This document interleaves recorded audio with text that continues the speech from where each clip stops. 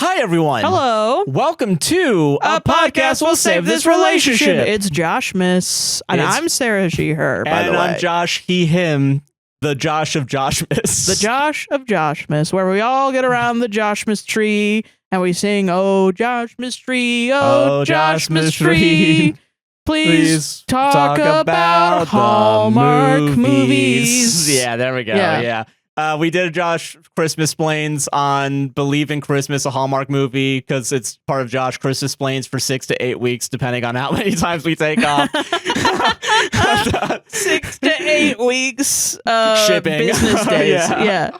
Yeah, we did that, and then we did freaking Reddit stories or whatever. As usual. So, it's a good episode. Don't forget to like. Mom, eat it up. Eat up the content. There's nothing in this cup, and I'm going to fake drink it anyway. But don't forget to like, comment, subscribe, hit the gosh darn bell, raise 5 stars on Apple and Spotify podcasts. We also have Patreon, Buy Me a Coffee, those websites, APWSTR, if you want to support us financially. There are mutual aid links down in the description inside of our link tree. Check them out. Down below. Everything's in the description. Just enjoy yourself, enjoy the show, and have a great day. Have a good nice listening experience. Have a good one.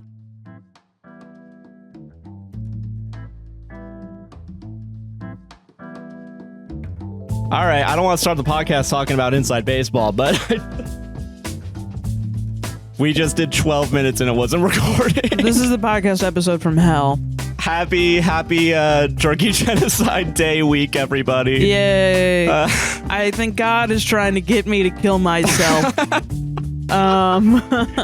Yeah, God. So if we're looking to the me left, Sarah right, it's because the mic might go out randomly. For fun, for kicks. Woo!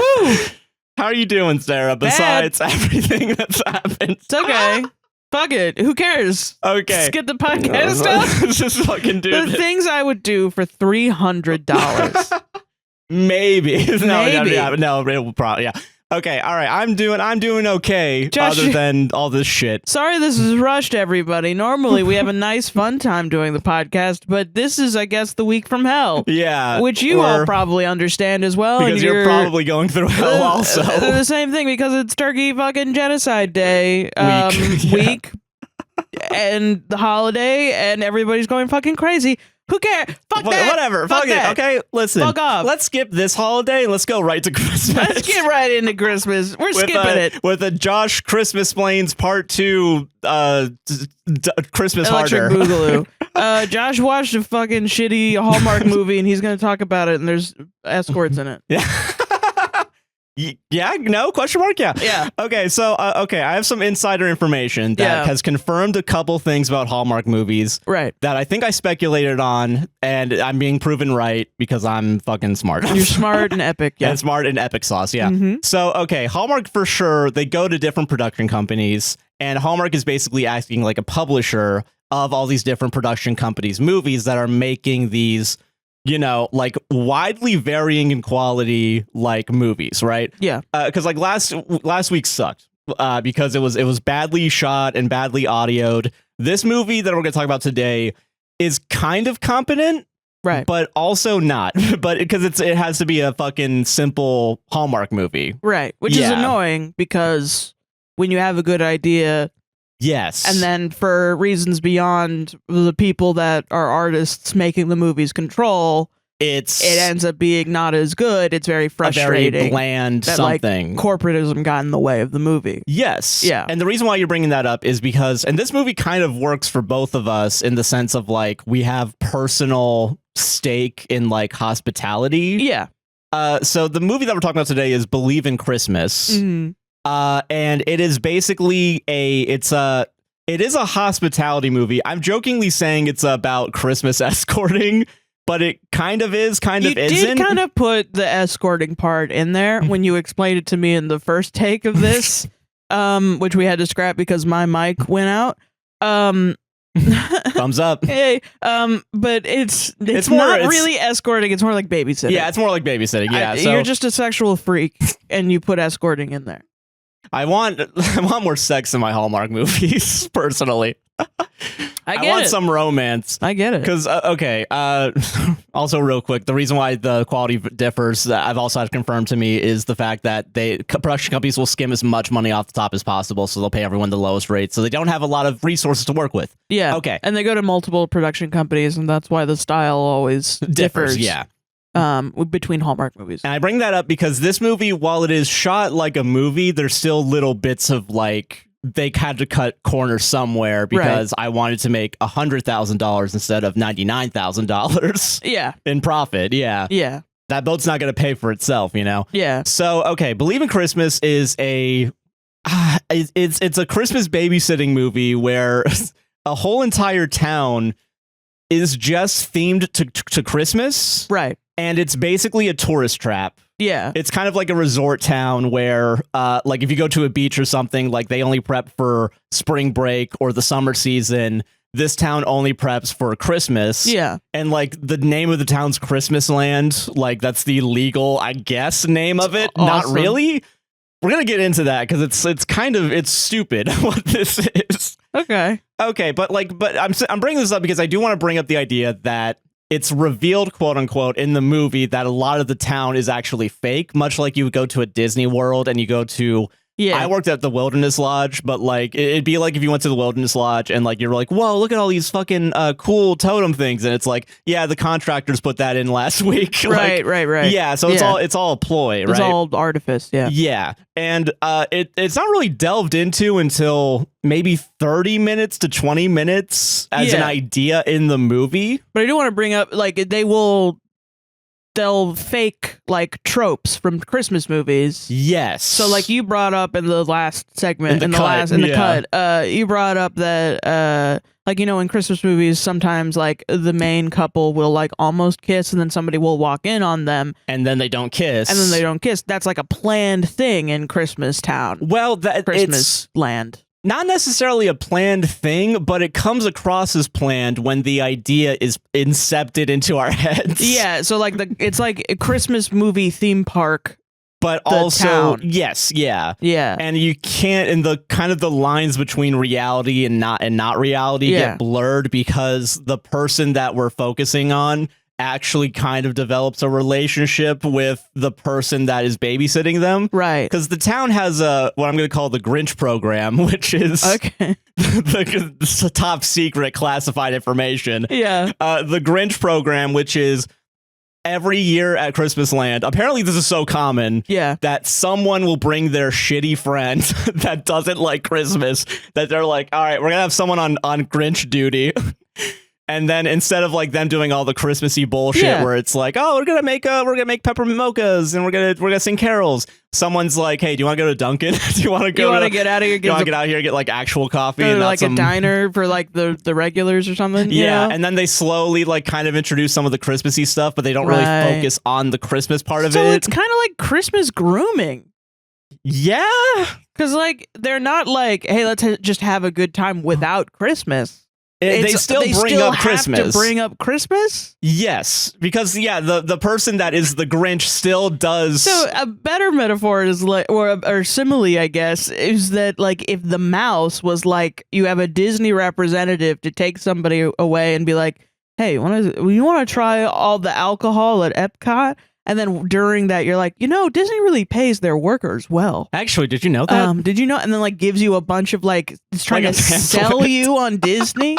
That's fucking wild. Yeah. If they don't like Christmas, respect their decision to not like Christmas. And you're not going to like the reason why they don't like Christmas, because it's forced in there. Yeah. But also B, it's like, it's not so like a genuine, I don't like Christmas. It's probably like, something bad happened to me in my past. Yes, and therefore I don't like Christmas. And like, now, well, that's not Christmas's fault, baby. Maybe Christmas can save you. Yeah, now you can believe in Christmas. Ooh. Yeah. Okay. So yeah, and it's all for Christ. Yes. Yeah.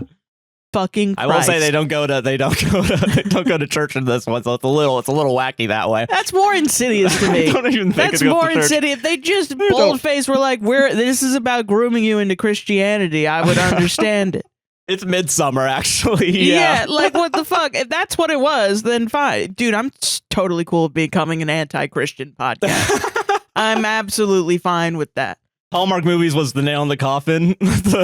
No, I think I've been anti-Christian this whole time. I'm fine to just show my You're true just showing colors. it, yeah. I don't. If the only people that we ever offend are Christians, that's perfectly That's fine to me. probably not the end of the world. That's yeah. not the end of the world to me. Yeah, that's fair.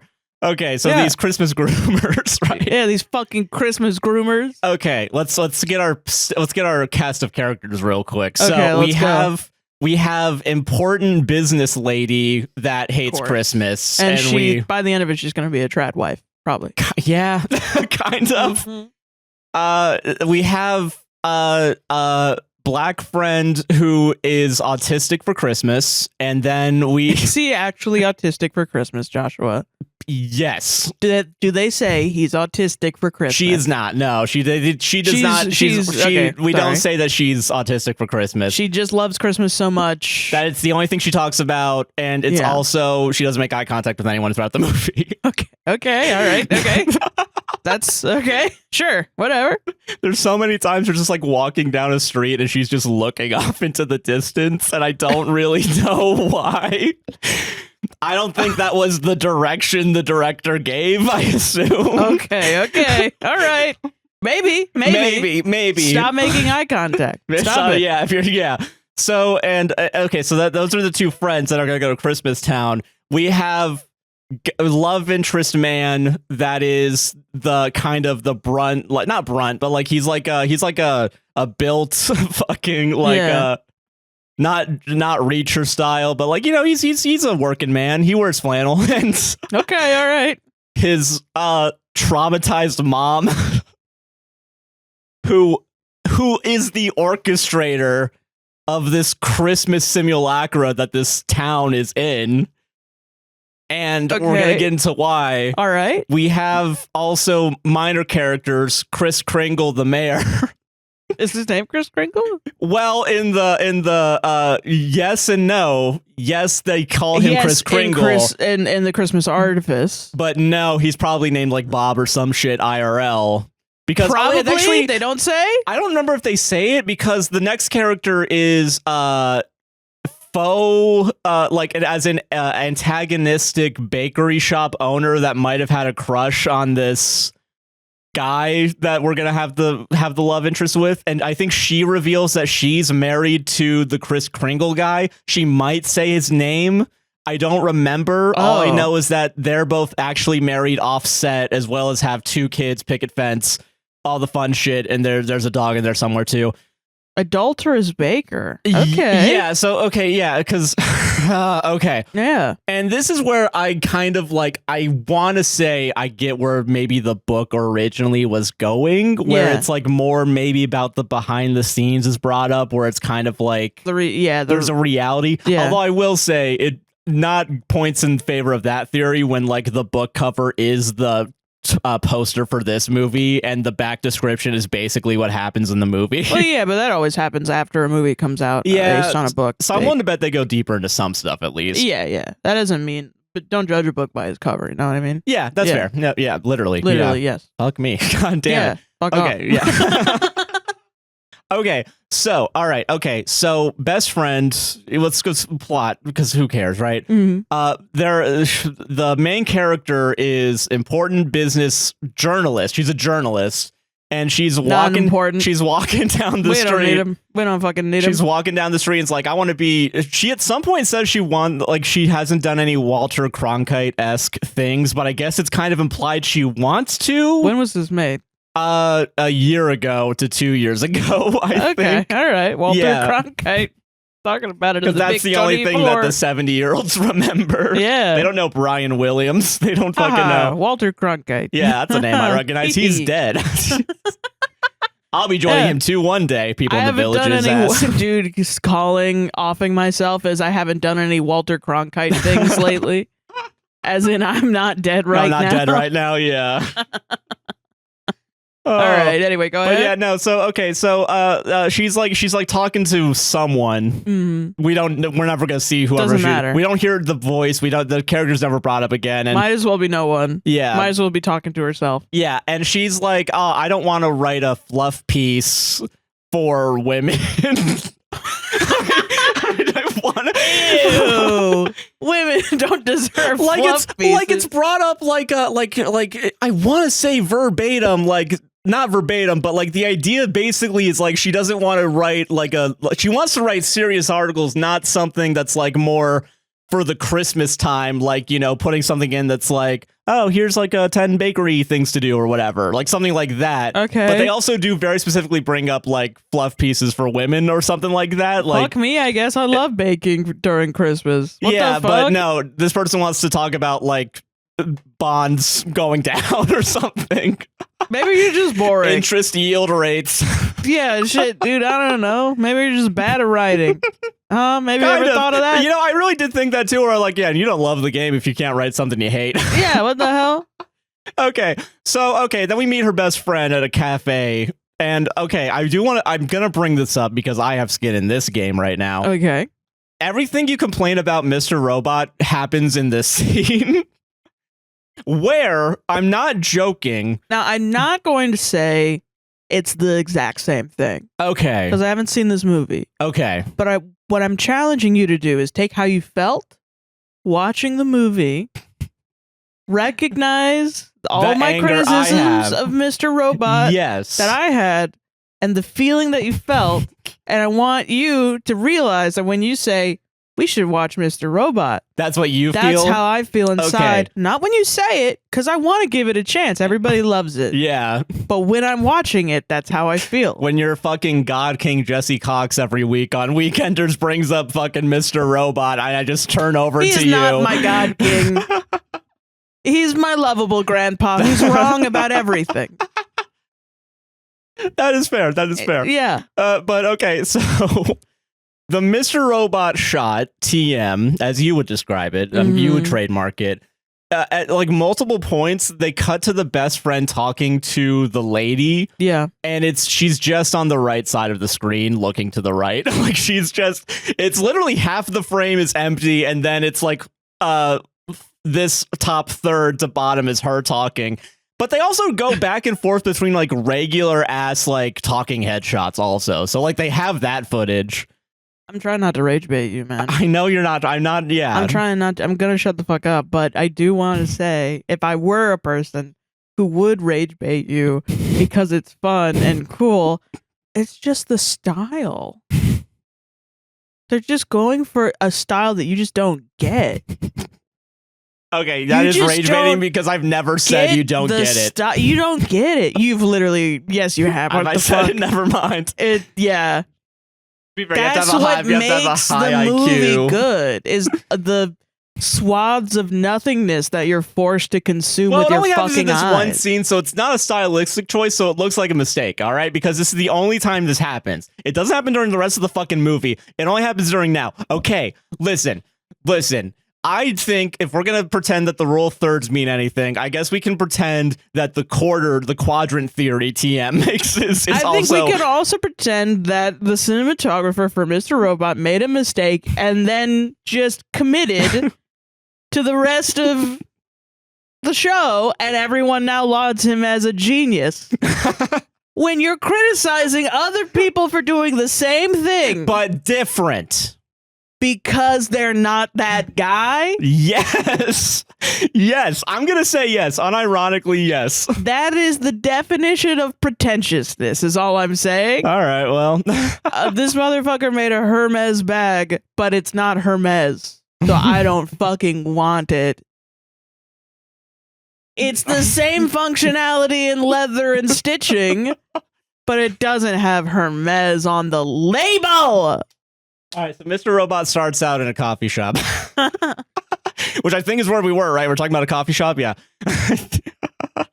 Okay, all right. We don't need to... That's a real mansplains if we do Mr. Robot. And I won't be here. You're going to have to cut to nothing. Okay, so they're at a coffee shop. They're talking. The best friend won the Christmasland lottery or something, where it's like... Mr. Robot? No, in the movie. All right. I just don't want to talk about this movie. No, right, I get it. I would rather talk about Mr. Robot as well. No. I'm just elongating my hell. So Die Hard opens up in a plane. Yeah. That's what we should do. And the commentary I'm going track, to see my wife. Look at my kid or whatever. My kid, yeah. Don't worry, I'm a cop. I'm a cop, see? I'm a cop, see? Yeah. Mark Prosh doing a John McClane. Sorry. I this hate is falling apart. Yeah, okay, so they're at a coffee shop. John McClane and Mr. Robot are at a coffee shop. And and a rabbi walks in. The best friend is like... The fucking bartender says, why the long face? Yeah. I know this one. Yeah, you know this one. Yeah. So the best friend is like won tickets on a radio show or some shit to Christmasland. Yeah. And the best friend is acknowledging also that, like, I know that you don't want to go, but you're fucking coming with me, by the way. And the main character, who, by the way, throughout the movie, the only emotion we get from her is like sarcastic smiling, regardless of the context of like what's happening. And it's really it is like the funny version of it is the Tim Heidecker I want to go to the opera, but instead of that, it's like with a wide, like a teeth smile. Like, no, that's real. Yeah. I saw a scene actually on Tumblr that was like an aesthetic, old movie aesthetic. Yeah. And it was with I think, I don't remember her name. Everybody's gonna be like, no, this is her name. But no, it was a movie, and the guy, they're sitting across from each other on like a train or something. Yeah. There was a dude and a lady, and the lady's wearing like, for some reason, like cadet clothing or something. Maybe not cadet clothing, probably something else with an actual thing. I just don't know what it is. Fair. And the dude's like, the only thing I hate is a smug woman. The thing I hate the most in the world is a smug woman. And this motherfucking woman looks up at him the most smug I've ever seen in my life. Yeah. Almost comedically, but because she's so fucking beautiful. It's like... And because the way the light is shining and hits her eyes, it works. No, yeah. But she's literally like, she's got all her teeth out, and her mouth is like... That's kind of... she's beautiful. Yeah. I'm not doing it justice. No, yeah. But I'm also like, why can I see all your teeth? But I get it. Yeah. If a man says, the only thing I hate is just you as a person. I'd also just become me as a person 100,000%. To fuck that guy, yeah. Because that guy's a piece of shit, yeah. It's just very funny. I don't know. It just reminded me of that. Sorry. No, it's all good. You can cut it out because there's too many bits that I got wrong. No, it's fine. I get you. Gonna be upset about. But so she has the like smug, sarcastic smile. It doesn't help that like the way, and I don't know if this is because she was actually trying to do this or it's because that's just how her eyebrows look. Oh. Her eyebrows are like shaved in a way that they kind of always constantly look like they're in a like an angry position. What is this called? Believe in Christmas? Believe in Christmas. I'm gonna look it up. Look it up and you'll kind of see what I mean when you look at the main lady. Oh, I see. Yeah, it's very high arch. Yeah, high arch smile or eyebrows with but imagine that face always being like, yeah, I don't really like Christmas, actually. Oh yeah, Christmasland? You mean Crazy Town? I'm a little quirky. Not even quirky, just like me. Like just fucking... I'm kind of over this. I'm kind of over this. Feel it. And the reason why she's over Christmas... They look good. They look good. They look waxed. Yeah, okay, yeah. No, they look like fine eyebrows, great. But they have the arch that always kind of looks a little bit like, are you mad right now? Are you like a Maleficent or eyebrow? Yeah. You know? Yeah.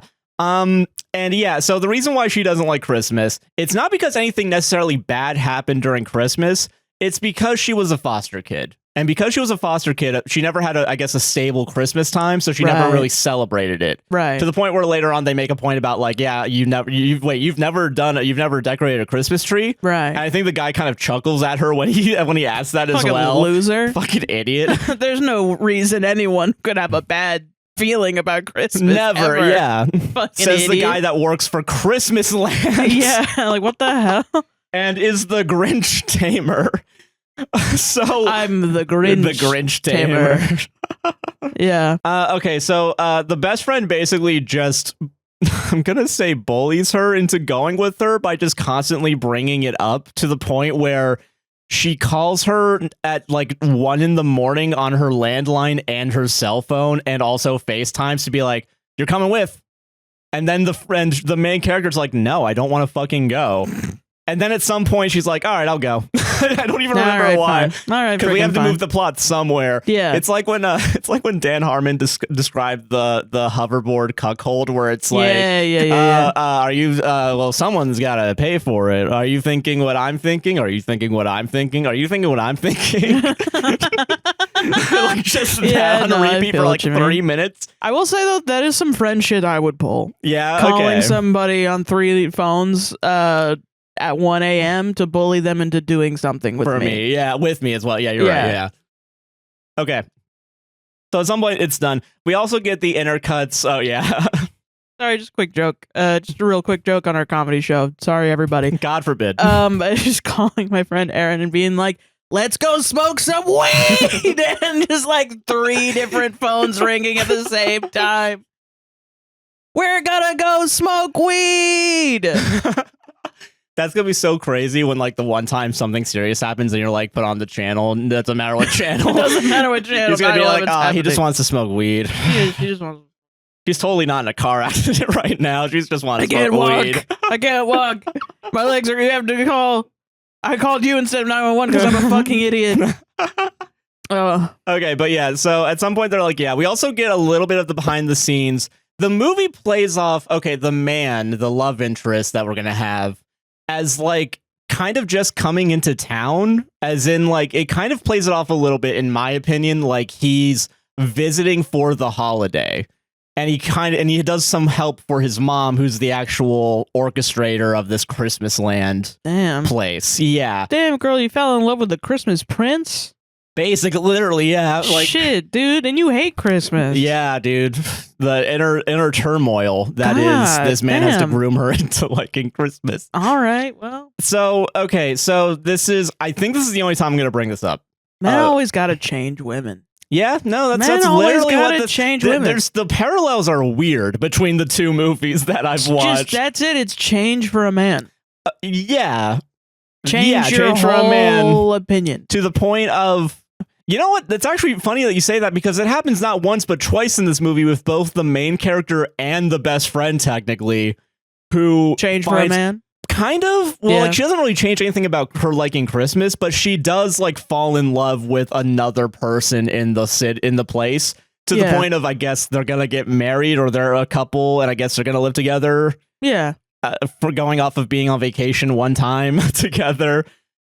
Okay. Dude, yeah, these are just horror movies to me. Kind of. Where it's just like, I mean, you could see it from a feminist take of just like, yeah, change is inevitable as a human person. As you're born into this world, you're not gonna die a baby. You're gonna go through various experiences, but because your experiences fall under the umbrella of the patriarchy, essentially all the reasons that you change are for a man, and everyone will always view you through a lens of male acceptance. You know what I mean? Yeah. Yes. Damn. Yeah. And it's like, so why not? Why don't I just quit my job for a man? Why don't I just move across the damn country for a man? Why the fuck not? Why don't I just fucking, my best friend, I guess, is just all the shit that we were into before as children. Fuck that. That's baby shit. That's baby girl shit. I'm an adult now. And that's the thing that everybody hates. And by that, I mean men. Men hate little girl shit. One Direction, ew. Baking, ew. All that shit, ew. I will say, this movie's a little bit better than the last movie in man actually teaches the woman how to bake. So he has a little bit more, quote unquote, feminine. But okay, here's another parallel. But in the previous one, didn't the kid bake, though, too? Yes, and they played that off as a joke. The first time they bring it up, they play it off as a joke, and then also, like, the parents also make fun of the kid at some point for, like, knowing what type of cake is on. I didn't even bring this up because I forgot about it. Oh, wow. Like, there's some point where he says fondant, and then... That's how it's said. I know, yeah, but it is funny that it's just... That's how fondant is said. I know, but I want to say fondant. I want to say fondant so bad. No, I want to say fondant too, but they call it fondant. Yeah. I just heard him say it, and I just repeated it on the commentary track. So you're just wrong? I'm just bullying a kid. That's really funny. Sorry. So the bar is, I guess, a centimeter up in hell. Yeah, just a little bit. Yeah, sure. But here's also a thing that we need to bring up, is that both movies have the reason why a man is emotionally intelligent is because someone close to him died. So last time it was a wife, dead wife, and the amount of times I've talked to a man and they're like, someone around me died, and I'm like, yeah, bitch, me fucking too. Yeah. Oh, now you're realizing the folly of man. Yes. Yeah.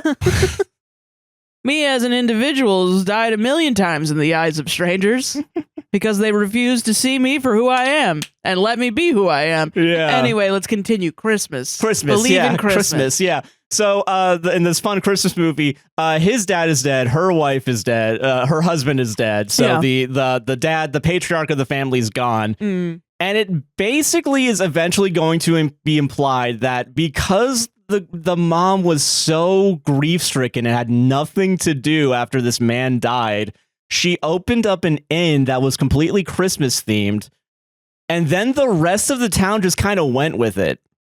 Like, the rest of the town decided to become Christmas themed and become a tourist trap because of this one inn becoming Christmas themed. Dude, this isn't just... I mean, I'm going to shut up, but... No, it's okay. Getting bleak, but it's like everyone's just... Okay. This is like... This is interesting. It could be interesting. It could be interesting. Yeah, I feel like the closest weird I can point out right now is kind of like in The World's End, kind of, where it's like the aliens are trying to... But instead of it like progressing society of technology, it's Christmas. Like, it's kind of how it feels. Christmas is a disease that claims many victims. Yeah, and we're gonna replace the people with Christmas aliens. Christmas robot aliens. Yeah, that's awesome. So okay, so they so he's like, oh, whatever. I work with you. You own this Christmas inn, and I'm here for the holidays. Is how it's played off, right? Yeah. Whatever. So he's coming back in town, and then they go, okay. So here's how we start getting the kind of like babysitting, like this town is kind of a theatrical thing. They drive up there because it's in like they're in New York. They drive to Massachusetts, and a tire goes flat on the ride there to the point where the best friend is like, oh no, you know what? Oh, actually, this might be part of the show. This might be part of the plan because then we're gonna get picked up by a guy, and we're gonna be saved and brought to town. So a guy comes up and saves them, the main character, and the main character, while technically being correct, the best kind of correct, it's still like acting like shitty the whole time, like openly saying like in front of the love interest's face that the guy like like what if he was like an axe murderer? Like what if he was like what if he's gonna fucking murder us? So she's That's right. Valid. That is valid and honestly correct. So, yeah, like, you should worry. I would worry. And the friend's basically like, nah, I think this is part of the show. I think this is great. Because so they get in his truck and nothing happens. There's a dog in the back. Okay. Yeah. Great. Not hot car though this time. Not a parallel. They don't leave the dog in a hot car this time. Okay, so they do that. Whatever. Well, nothing fucking matters, man. No. They go to the inn and it's like, you know, she's clocked as being the Grinch. So Grinch clocked. So now the Grinch tamer that is Flannel Don't say Man. Clocked, honey. That's not for you. That's not for me. You can't be saying that word. You can say it now. I just want to bring it up. Okay, sorry. I mean, sorry. I mean, it is, but let's not water it down. Okay, sorry. Yeah. All right, so they get to the... It's like she's in mortal danger for being the Grinch. Like they're all gonna beat her to death with a brick. Oh, you don't believe in Christmas around here? Oh, fuck. Oh, no. My Christmas identity is I've been outed. Yeah, Wii U. Yeah. Would have been a more interesting movie if they just started having fucking... it just became The World's End. Why aren't you clocking that I'm standing on business? I loved that. Okay, so they recognize that she is the Grinch at some point.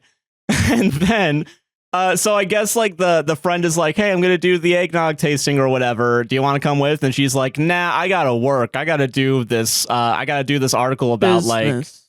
Oh, I wonder how the money goes through this town. Like, what's the tax rate on? That's interesting to me. Which is interesting. All right, listen. I do want to know. Am I spoiled? Am I tainted by living in Orlando and like being like 12% hotel tax? Is that enough? Is that enough?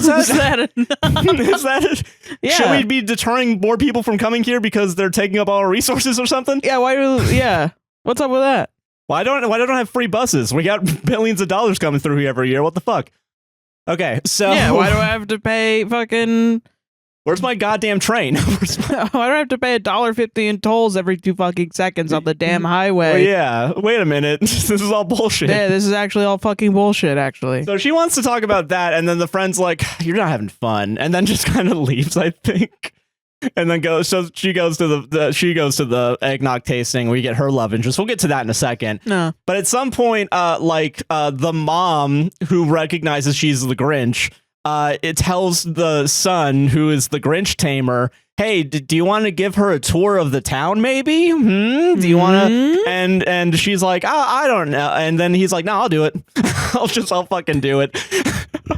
Me, please. Me, please. Yeah, I'll do it. Yeah. Me. She's so hot. Look at her eyebrows. They're waxed.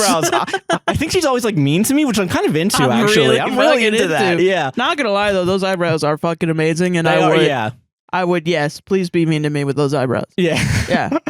Okay, I'm gonna bring this up because I didn't realize this in the movie. These two people are married in real life. Oh. So they have no chemistry. It doesn't seem like they were married. Well, that's how it works, though. Oh man, and I'm like, damn, are we fucking spoiled? That was I think that was something that happened in Friends, where it was like the joke is like if actors are like shitty together, then they have chemistry behind the scenes. But if they're really good together on set, they actually fucking hate each other behind the scenes. Oh, whoops. And it was because either Chandler or something was dating a girl that was acting with Joey or acting with her male partner in a romance play or something. And he watched it and the play was shitty. And he was like, "You're fucking him." Because he found out later that, and I don't think she even was. I think it was just like, I don't know. Yeah. I don't remember. I might be misremembering that because I probably watched that 20 years ago. That is fair. Yeah. So, in a better time. That I can't remember. Yep. But no, so they don't have any chemistry throughout the movie. Yeah. And part of it, I think, is just because neither of them really know how to act. And I don't want to, that's kind of mean. Or they're just in love. I don't know. Or they're in love. Yeah. But like, I'm not joking when like throughout she just has the Grinch smile the entire time. He does kind of have emotion, but it's like half smile or like concern.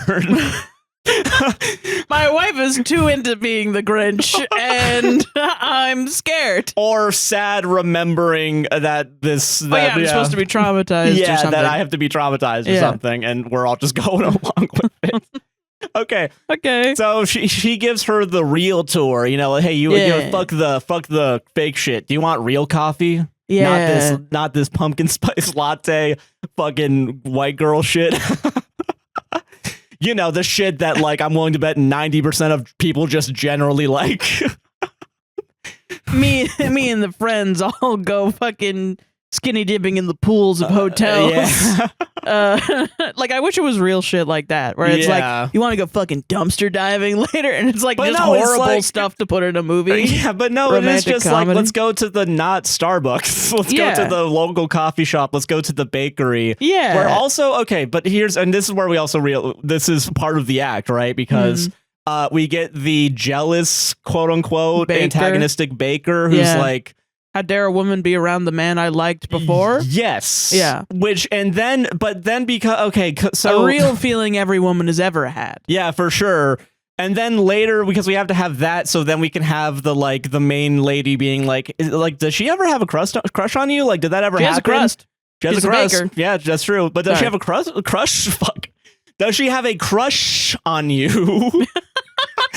And then he's like, no, I don't think that's ever happened. So he also has to play the kind of like buffoonish, like oblivious to other people being into him, despite the fact he's conventionally attractive. Yeah. Okay, so that's happening. Meanwhile, best friend is at the eggnog tasting or whatever, Mhm. and they literally have like eggnog flights. Like, this is how dedicated we are. Fuck yeah. Much like, you know, like I'd you love go an to eggnog flight. you go to Epcot, then you go to the Mexico Pavilion. It is and you a get fucking. three. It is. It's That Disney. is a It's Disney thing. This is This Too is just heavy. Disney. Too heavy, too much, but also Yeah. too little Yeah, for the price. Yeah. Yeah. So okay. Wow, that's interesting. Yeah, so she's at the eggnog tasting, and then another guy shows up that they kind of ran into earlier, and they looked into each other's eyes and they fell in love immediately. Okay. So then they're now talking with each other. So she's having like the classic Christmas. She's having the romance. classic one, yeah. Yeah. Which is That's why nice. she later on is like, is all this shit fake? Like, even him?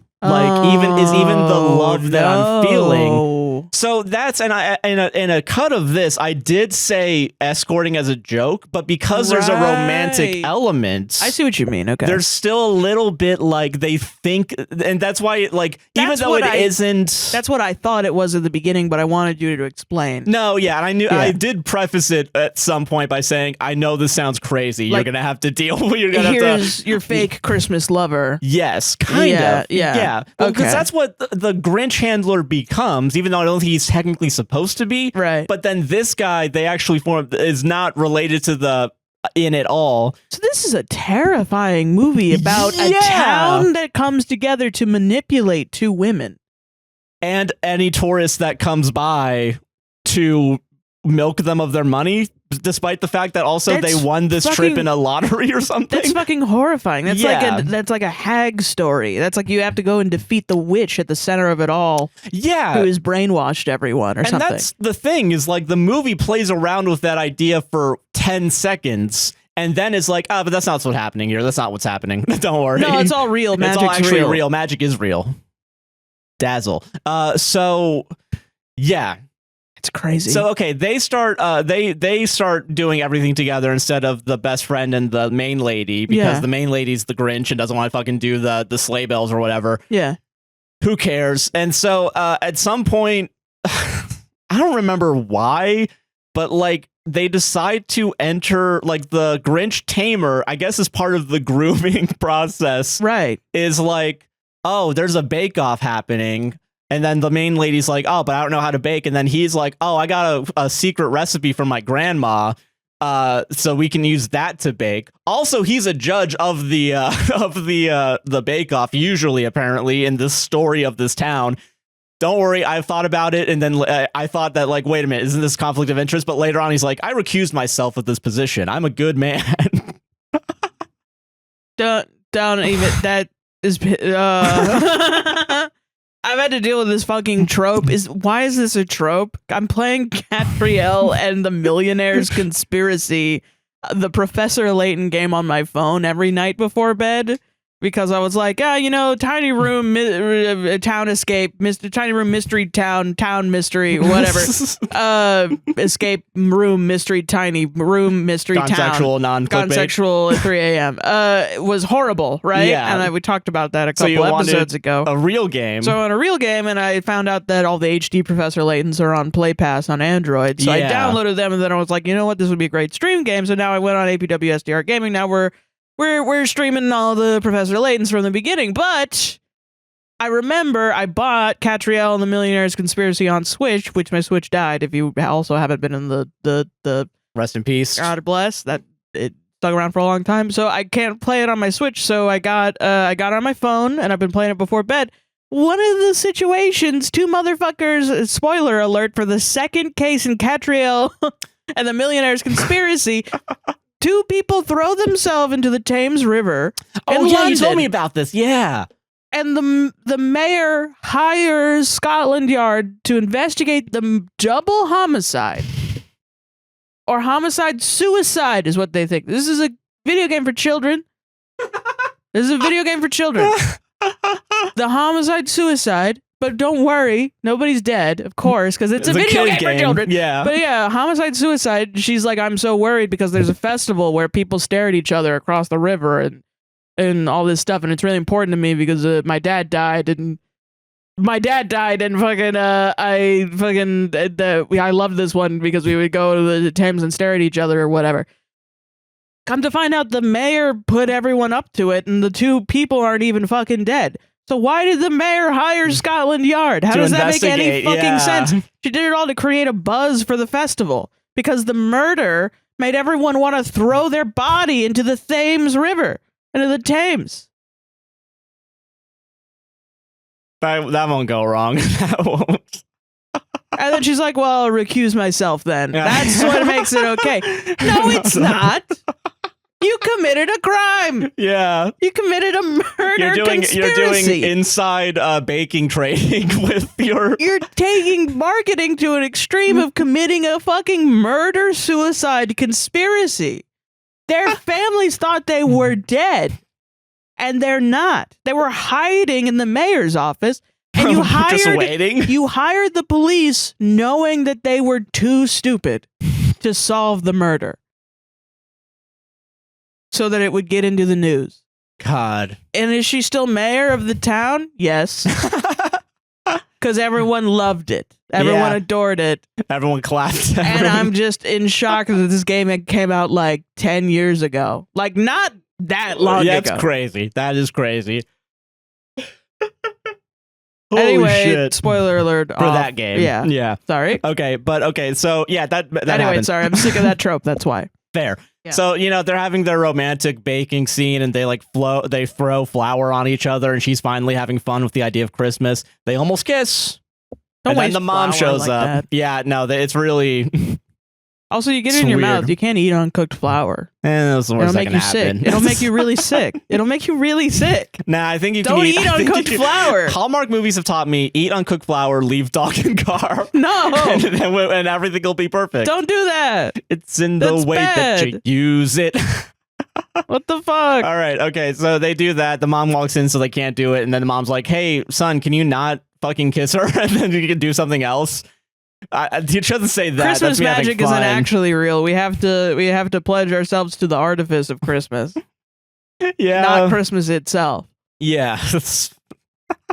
Okay, so they keep having dates. Who cares? At some point, it's revealed that the best friend's love interest is like a bunch of unbelievable shit. Like he's a billionaire architect guy, working man, or something like that. Mm-hmm. Like he does like a real like he says he owns property in New York.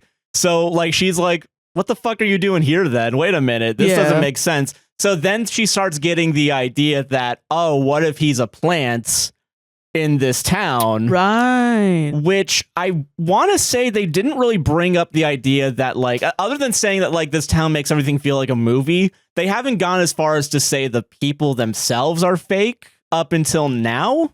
So they don't have the balls to go frame within a frame, really? No, they don't. Yeah, they're only starting to slowly bring it up now. I get it. And so then she's like talking at some point, like the best friend and the main character lady, they talk together and like she's explaining the tropes. And at some point the main lady's like, I mean, there's been a couple times where we almost kissed and then we missed it. We missed out.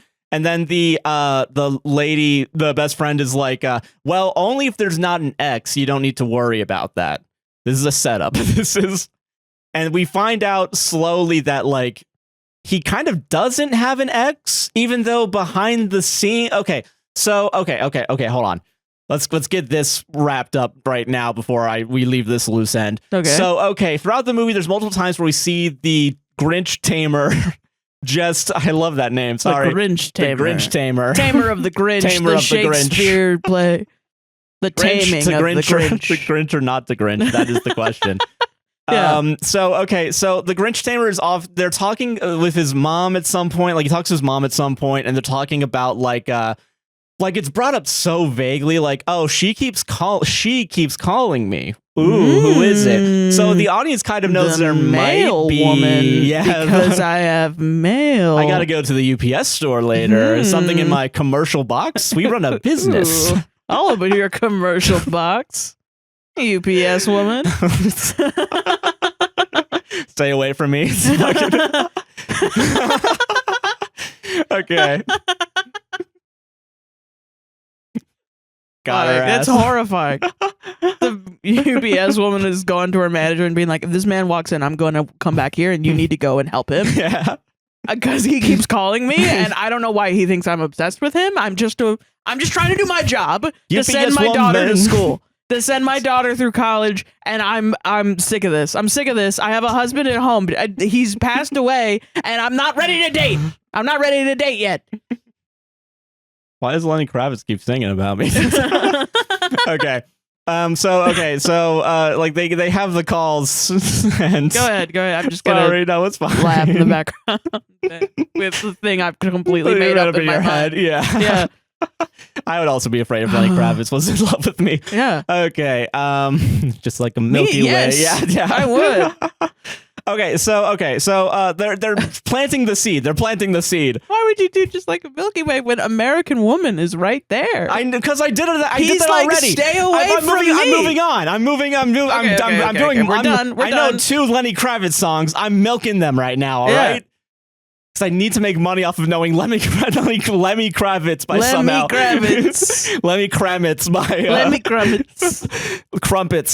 So they have that talk at some point because the best friend, like during a horse ride or something, they're like on a whatever the things, a carriage, like they're doing a horse carriage ride through the peaceful woods. So they're not riding the horses. No, they're not. Okay. Yeah, they're in a. But I think also I think the guy is. Both the dudes are the ones that are keeping control of the horse, like they have the reins on them. Yeah, that would be really fun. They have the reins, and then the men are riding the horse. Yeah, whipping the men so that the men whip the horses is crazy. Oh man, a whip chain. Yeah.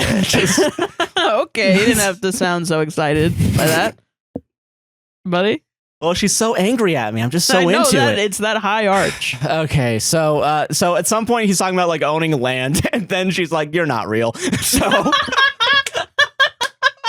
So the best friend. That's awesome. So the best friend's like, you and I, like, we need to have a talk at some point. Well, that happens later, whatever. But she's like going like, oh, never mind. I don't want to talk. We don't need to talk about this. We'll talk about this later. You being a fucking actor. Yeah. Because there's also a point later where like they not walk in on him, but they spy on him, practicing how to say "you look lovely tonight" in like the mirror, so like he can say it later to her. He's just shy. That he is, though. That's the thing. But when he says it later, she's like, "Okay, we need to talk."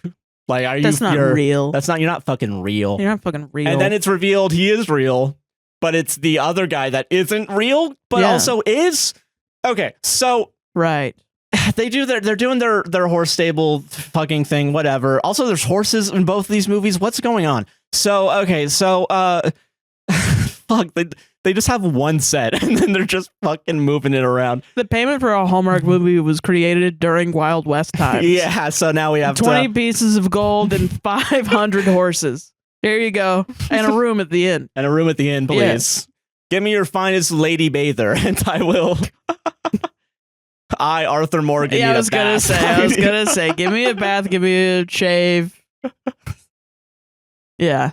Okay, so what? Okay, so like at some point they do the Bake Off or whatever. They do the Great Christmasland Bake Off, and the main lady wins by using the recipe. She gets a handshake from Paul Hollywood. Yeah, she gets a handshake from Paul Hollywood, and either a trophy or a crown or something, like some arbitrary award. Hilarious. And so she beats the mean, shitty ex-baker that's not really an ex, and also was never really an ex and never really had a crush on him. Oh. So she's just because she's an fake. She's an actress. Actor. Yeah, she's an actress. Yeah. Oh. Yes. So is she even a baker? I guess yes, because she does sell genuine baked goods. Okay.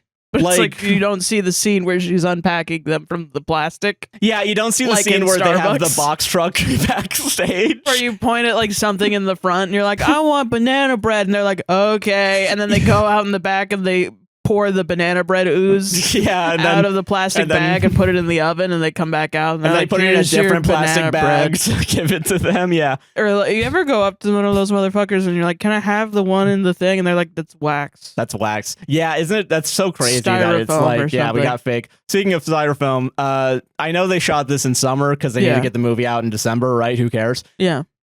try harder with the snowmen, because like the snowmen look like they just had felt over them. But I think that's a thing where it's like they didn't have the money, like they spent all the money on the snow rental. I don't blame them for that. I don't blame the art department, but it is like it's just like it was jarring seeing it, because like it even had the like the buttons were so pressed in to the thing that it was kind of taking me out of it, because I was trying to figure out what it was. No, I feel that being said, I'm not blaming our department, because our department was working with whatever they had. Working hard as fuck. Yeah. Yeah. It's everyone above the line that I hate in this fucking movie. Yeah, yeah. So, so like they do a snowman scene, whatever, and he's bad at making snowmen. It's wacky, whatever. Mm-hmm. So, fuck. Yeah, they have the talk. She wins the bake-off. There's another scene where Kris Kringle walks in on them about to kiss. So it happens twice now that they were going to kiss, and then someone walks in. Yeah. Then they talk about the scene, like the Christmas movie having an ex. And then I don't know if it's the same day, but at some point, like they're walking back to the inn at night, and then we were finally revealed the ex character of the guy, like the genuine ex girlfriend, I think, maybe wife. And she's like showing up because she's the one that's kept calling him to try and get back together, is the actual thing that she says. Oh, wow. Like later. Okay, so I'm probably missing a lot, but quite honestly, I don't care. I don't give a shit right now. Yeah. This is the only conflict that happens. So, okay, we've already planted the seed that like this all could be fake, right? Including the people. Yeah. So the best friend is about to have a talk with the guy that she thinks is fake, that she's been the love interest of. Yeah. The billionaire New York landowner in small bumfuck Massachusetts, I guess. Like, I guess rich people don't go to Massachusetts. And I bet. Is it Martha's Vineyard there? Wait a minute. Yeah, that's expensive. Yeah. Yeah. So that's happening outside. I think it's more like this wouldn't happen to me. Yeah, that's which I feel is charitable. Valid. Yeah, it's charitable. Valid. Yeah. So then the main lady walks in on the ex talking to the guy and is like, "Oh, so this is all fake then, I guess. I'm going upstairs and I'm leaving tomorrow." No doors. Huh. No doors. No this doors in is any of these houses. In the lobby. Nobody's allowed to have any privacy in this town. Yep, everyone either leaves the door open or they air out their dirty laundry just publicly, right next to the point of sales machine for some reason.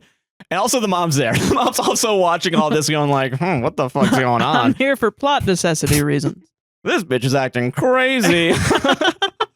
Okay. Women hating women. So what okay. So they have the most contrived fight where it's like, oh, so this wasn't real. And then she goes to her room or whatever. Yeah. And then we have to have the scene where like it's just the guy and the ex-girlfriend talking as they walk her back to the car. Mm. And he's just like, yeah, no, I don't want to date you. And she's like, okay. And so she leaves. He's straight up like, I don't want that. She doesn't want to get back together. Yeah. Oh, she wants his ex. With his ex. Not with the other girl. The only reason the ex was here is for 5 minutes of the movie to make the other person angry because she thinks that part of it is included as part of the fake the experience. Yeah. So then we have to be told that this is a real thing that's happening, because why would they be acting out him walking her back to her car? But that's not out of the question, because they've already gone, what the fuck is the baker woman? You know what I mean? Yeah, okay, yeah. Like, why make up an ex in the first place then if everything's supposed to be hunky-dory? They're obviously trying to do they're trying to create some sort of Christmas conflict. Like TM. drama, yeah. So why not this very real situation? Yeah, but like this very real situation is just coincidentally happening. Yeah. So, and I guess it's because I want to say if we're going to go the movie route, like what it would be is that the baker was the ex. Like that makes more sense in the grand scheme of like storytelling, where it's like the baker has a crush on the guy and then it professes her love to him. And that's like he has to then make a decision for like to say yes or no or whatever, I guess. So then having a third, fourth party come in randomly at night. I'm putting myself in the shoes of the protagonist. The protagonist. Where I'm like, if that's the case, this town is already fucking crazy. So why would I? You're telling me Christmasland is fucking crazy town? Like, why would I believe any part? Like, I don't think I would be able to sit there and be like, that's fake, but that's real. Oh, okay, that's fair. Because I think I would be like, if that's fake, what other things are fake? Is that fake? I don't know. I'm mad. Okay, that's actually I think that makes sense fair. to me. Yeah. But so the audience is at least told that part of it is real, and then like he has to now fix this mess that he's in. Yeah. Okay, so now this is when everybody starts grooming her. Right, because the moral of the story now should be, I'm so sorry, I shouldn't have lied. This whole artifice of Christmas is fucked up, and we should just love each other and accept each other for the realities of who we are, and not try to groom everyone into a sort of strange white supremacist Christianity patriarchal vibe, right? I haven't brought this That's up. what the movie should say, right? Yeah. And that's what they're gonna say, right? They're gonna say that. You're really close, but no cigar. So, and like, yeah, sometimes great things happen. Like to your friend, that was real. Isn't that awesome? The fucked up part of this is that the real shit was a lie and the fake shit was real. Yeah, like, right. Yeah. So, okay, real quick, because you did bring up race. I do want to bring up a point. This movie actually does have people of color in it. However, we no can't interracial marriage. Yeah, so the 2 white people are the ones that are in a couple, and then the 2 black people are the ones that have to be in a couple. Yeah. We can't mix and match here. We can't be. Right. That's a little too far for Hallmark 2023, 2024. Yeah, we're trying to push the envelope. All right, yeah, listen, they're already going to be called woke for having someone that's not white. They were already woke for having women. That's true, The protagonist is a woman? Fuck this. Okay, so, all right, so this is when everybody has to start grooming her, including the best friend and the guy that the best friend's into, despite the fact he's not a part of the simulacra. However, he is working with the guy on architect shit, because the main guy, I guess, is technically the engineer of the place as well as Grinch Tamer. He has 2 jobs here. Right. So he's a good, hardworking man. He was given Grinch Tamer in the beginning. Yeah. Become the Grinch Tamer, son. Well, yeah, no, that's the thing, though, is like so we have the main character wakes up, the best friend's like, you should probably go downstairs and talk to the mom, before you go. You shouldn't leave just yet. Because she wants to leave because she's like, all the shit's fucked. I hate Christmas. Yeah, and honestly, I went to Christmas land and there was Christmas in my Christmas land. And then the mom was like, wee-oo, Grinch alert, Grinch alert. Grinch alert, son, come down and be a sexy, hot Grinch Tamer. I'm going to pimp out my son to you, and he will tame you, you little Grinch. Ooh, don't you like my hot son with his big sexy abs? And he's gonna take you around. He's gonna buy you coffee. Yeah. Ooh, throw away your whole life for a man and live in Christmas land forever, so I can feed off of your deep grief for being a foster child and never having Christmas ever. Good experience. Okay, a couple other details I do need to bring up that are important technically. Okay, so there's a cabin in the middle of fucking nowhere that's like, it's not a cabin, it's a house. People. Yeah, where they murder people. That'd be fun. It's they not. Put them in the ground. So there's like a suburban ass house in the middle of nowhere that on the inside looks like a log cabin. This is where we make the fertilizer for our crops. Wink wonk. Oh, only if, our man. Christmas crops. Christmas crops. Yeah. Holly jolly, am I right? Okay, fucking. So they go Let to me it. Get my Christmas axe. Yeah. So they have a scene there where it's like he gets to just expunge a bunch of information or expose a bunch of information where it's like, yeah, so this is a place where like my granddad and my dad would go when they needed some time away from the ladies, basically. Okay. Like apparently, I guess there's never been a woman in this fucking place. They just find so much porn in there. So much porn in a big log. A big log cabin. A log outside. Just a log. Oh yeah, that's that shit where you just go in the woods and find porn. There is a grave out there, but when you dig it up, it's just porn. Yeah. Yeah. So, yeah. And I think they have like a little dance in there too, but like they don't kiss again. Whatever. So that's a thing. They don't want to summon the guy. Yeah, we can't. They're all alone in the cabin. They don't want to summon the man that's supposed to come in. them. Yeah, and that's because that's a little like, fuck, how do I write that? Yeah. I can't do that. I can't do that. Yeah, I'm barely working for $7 an hour right now. I gotta get home, man. Yeah, exactly. The 105 is gonna be busy as shit. Yeah, they're fucking kissing in the Christmas cabin, so I gotta drive all the fucking way out there. No, I'm not getting PTO. No, I already took too much PTO because everyone's trying to fucking kiss in Christmas Christmas land, dude. That's a better way than me thinking of the writer doing that. Thank you for that's better. Yeah. Yeah. The writer's having a real life. Yeah. I had to take this car in to get an oil change. I was gonna get an Uber, but guess what? I don't get paid enough to pay for my fucking oil change. So now I gotta just pray to Christ, Jesus, and by that I mean Christ Kringle, that my car doesn't break down on the way back. So that's why I'm calling you. You might have to come give me a job. Yeah, you need to find someone. Yeah. Okay, so but the reason why they're here also is so he can also talk about the fact, because we have to throw in, I guess, a MacGuffin while we're here. Of course, so everything in those movies. He just talks about like, we lost like the glass. 7 Christmas shards. It might as well be that. It's a Christmas ornament that it's like a crystal Christmas ornament that's been lost for 20 plus years or some shit, and the mom's just never been able to find it. He's never been able to find it. So that we need that. At about which act do they bring this up? Probably second, I think. That's good writing. It's really good. Yep. Chekhov's gun is when you introduce something in the third act and then do it in the first act, actually, yeah. So it's only a good movie if you can put it on repeat and it makes sense. Yeah. Tenet is the only good movie. Changed my mind. That's a genuine Northern Lion take. Can you believe it? I can't believe it. Okay, so they had to bring this up because as she's leaving to go downstairs, in like the most obvious position, the ornament's just like under a dresser. Oh shit! And it's poking out.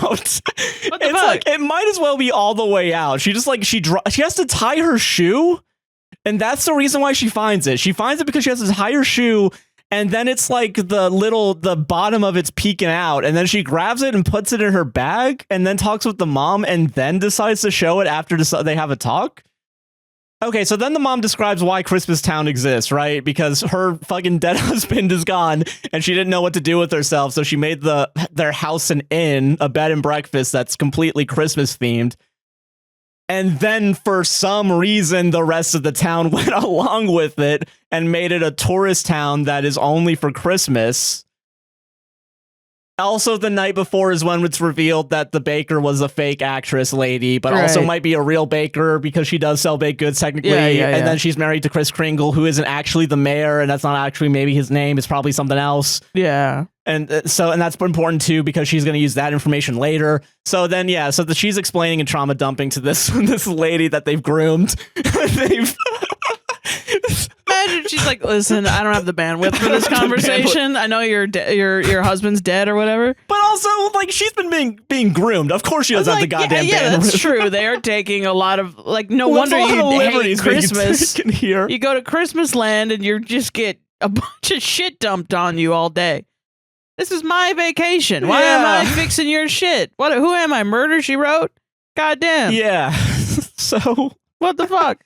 So then she's like, so she shows the mom, the main character shows the mom the ornament, and then she's like, before you leave, you should give this to my son. Go to that cabin he showed you earlier.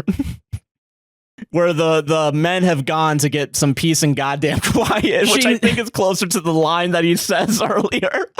That's awesome. I think it's like he said, like, when the men need reflection, like time for reflecting. Some shit like that. So, okay, so she's like, yeah, go give the ornament to him. I was going to say something. I forgot what it was. I'm sorry. Because I'm shocked into silence. I'm just gonna. No, you're fine. It's not your fault. It's not your fault, honey. It's not your fault. I know, honey. It's not your fault. You didn't make this movie. I know. All right. So she goes there. He's there, and he's like, "Hey, do you want to come in?" And she's like, "I guess." Come in, I guess. I guess.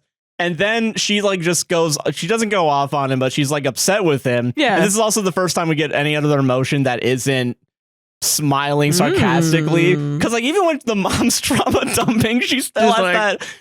Your husband's dead? But it's like a little less, it's just a little less, like not full teeth, I will say, if I had teeth and eyebrows like that, I'd be doing that 24/7. Yeah. Are you kidding Some me? of us are born different. We have fucked up teeth. Yeah. Okay, so they go to the house. She's like, listen, I can't trust anything you do now because I now realize, because the mom is the one that calls him the Grinch handler or whatever. So his mom pimps him out and then sells him out to the I'd be like, Mom, what the fuck? But also, here's the thing. You brought up earlier, like, it seemed like he was just put on this job. It seems like that's his job. Like, that's his main thing he does during the Christmas time. It's his passive part-time. It's the part-time part of it. And then the rest of it is he just builds and runs it. Yeah. He's the engineer of the place, I guess. Yeah. Okay, so then they have their conversation where it's like, okay, babe, I'll tell you the truth finally about everything. Yeah. And she uses the Kris Kringle bakery being married as a test because she's like, okay, I know that's real. What the fuck's up with that billionaire landowner from Manhattan or whatever? And he's like, okay, so he is real, but he's working with me to build condos. I don't know what it is. I did like some bullshit.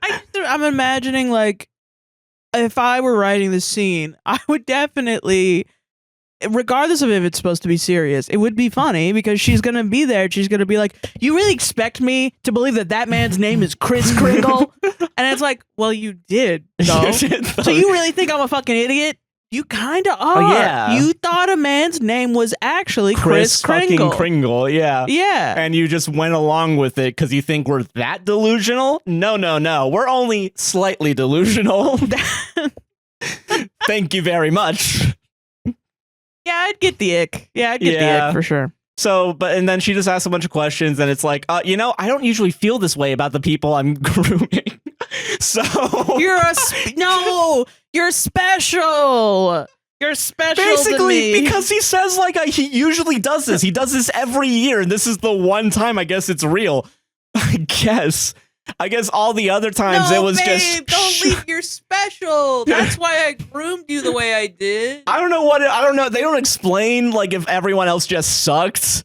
Like if he just wasn't attracted to them or they had shitty personalities or something. Babe, but this is the special one. The reason I cheated on you is because I love you so much, babe. And that's why I lied to you for the entirety of your vacation. Babe, no, I'm not manipulating you. Babe, don't leave. I'll kill myself. Babe, no.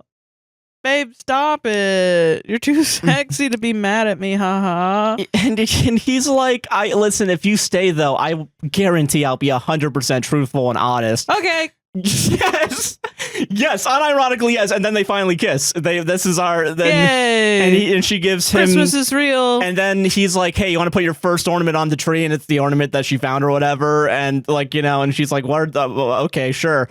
And then the rest of it's like her writing out what she didn't want to do in the beginning, which was the fluff piece. So she's writing like the review of Christmasland, where it's like, even Christmas miracles can still happen. So she's fully brainwashed. Yeah. Fuck the bond yield curve treasury rates. Christmastown has some hot dudes in it that I'm fucking now. Meanwhile, the mom's like on the phone to the mafia, like. So yeah, do you believe in Christmas or what? Not whatever this is. I mean.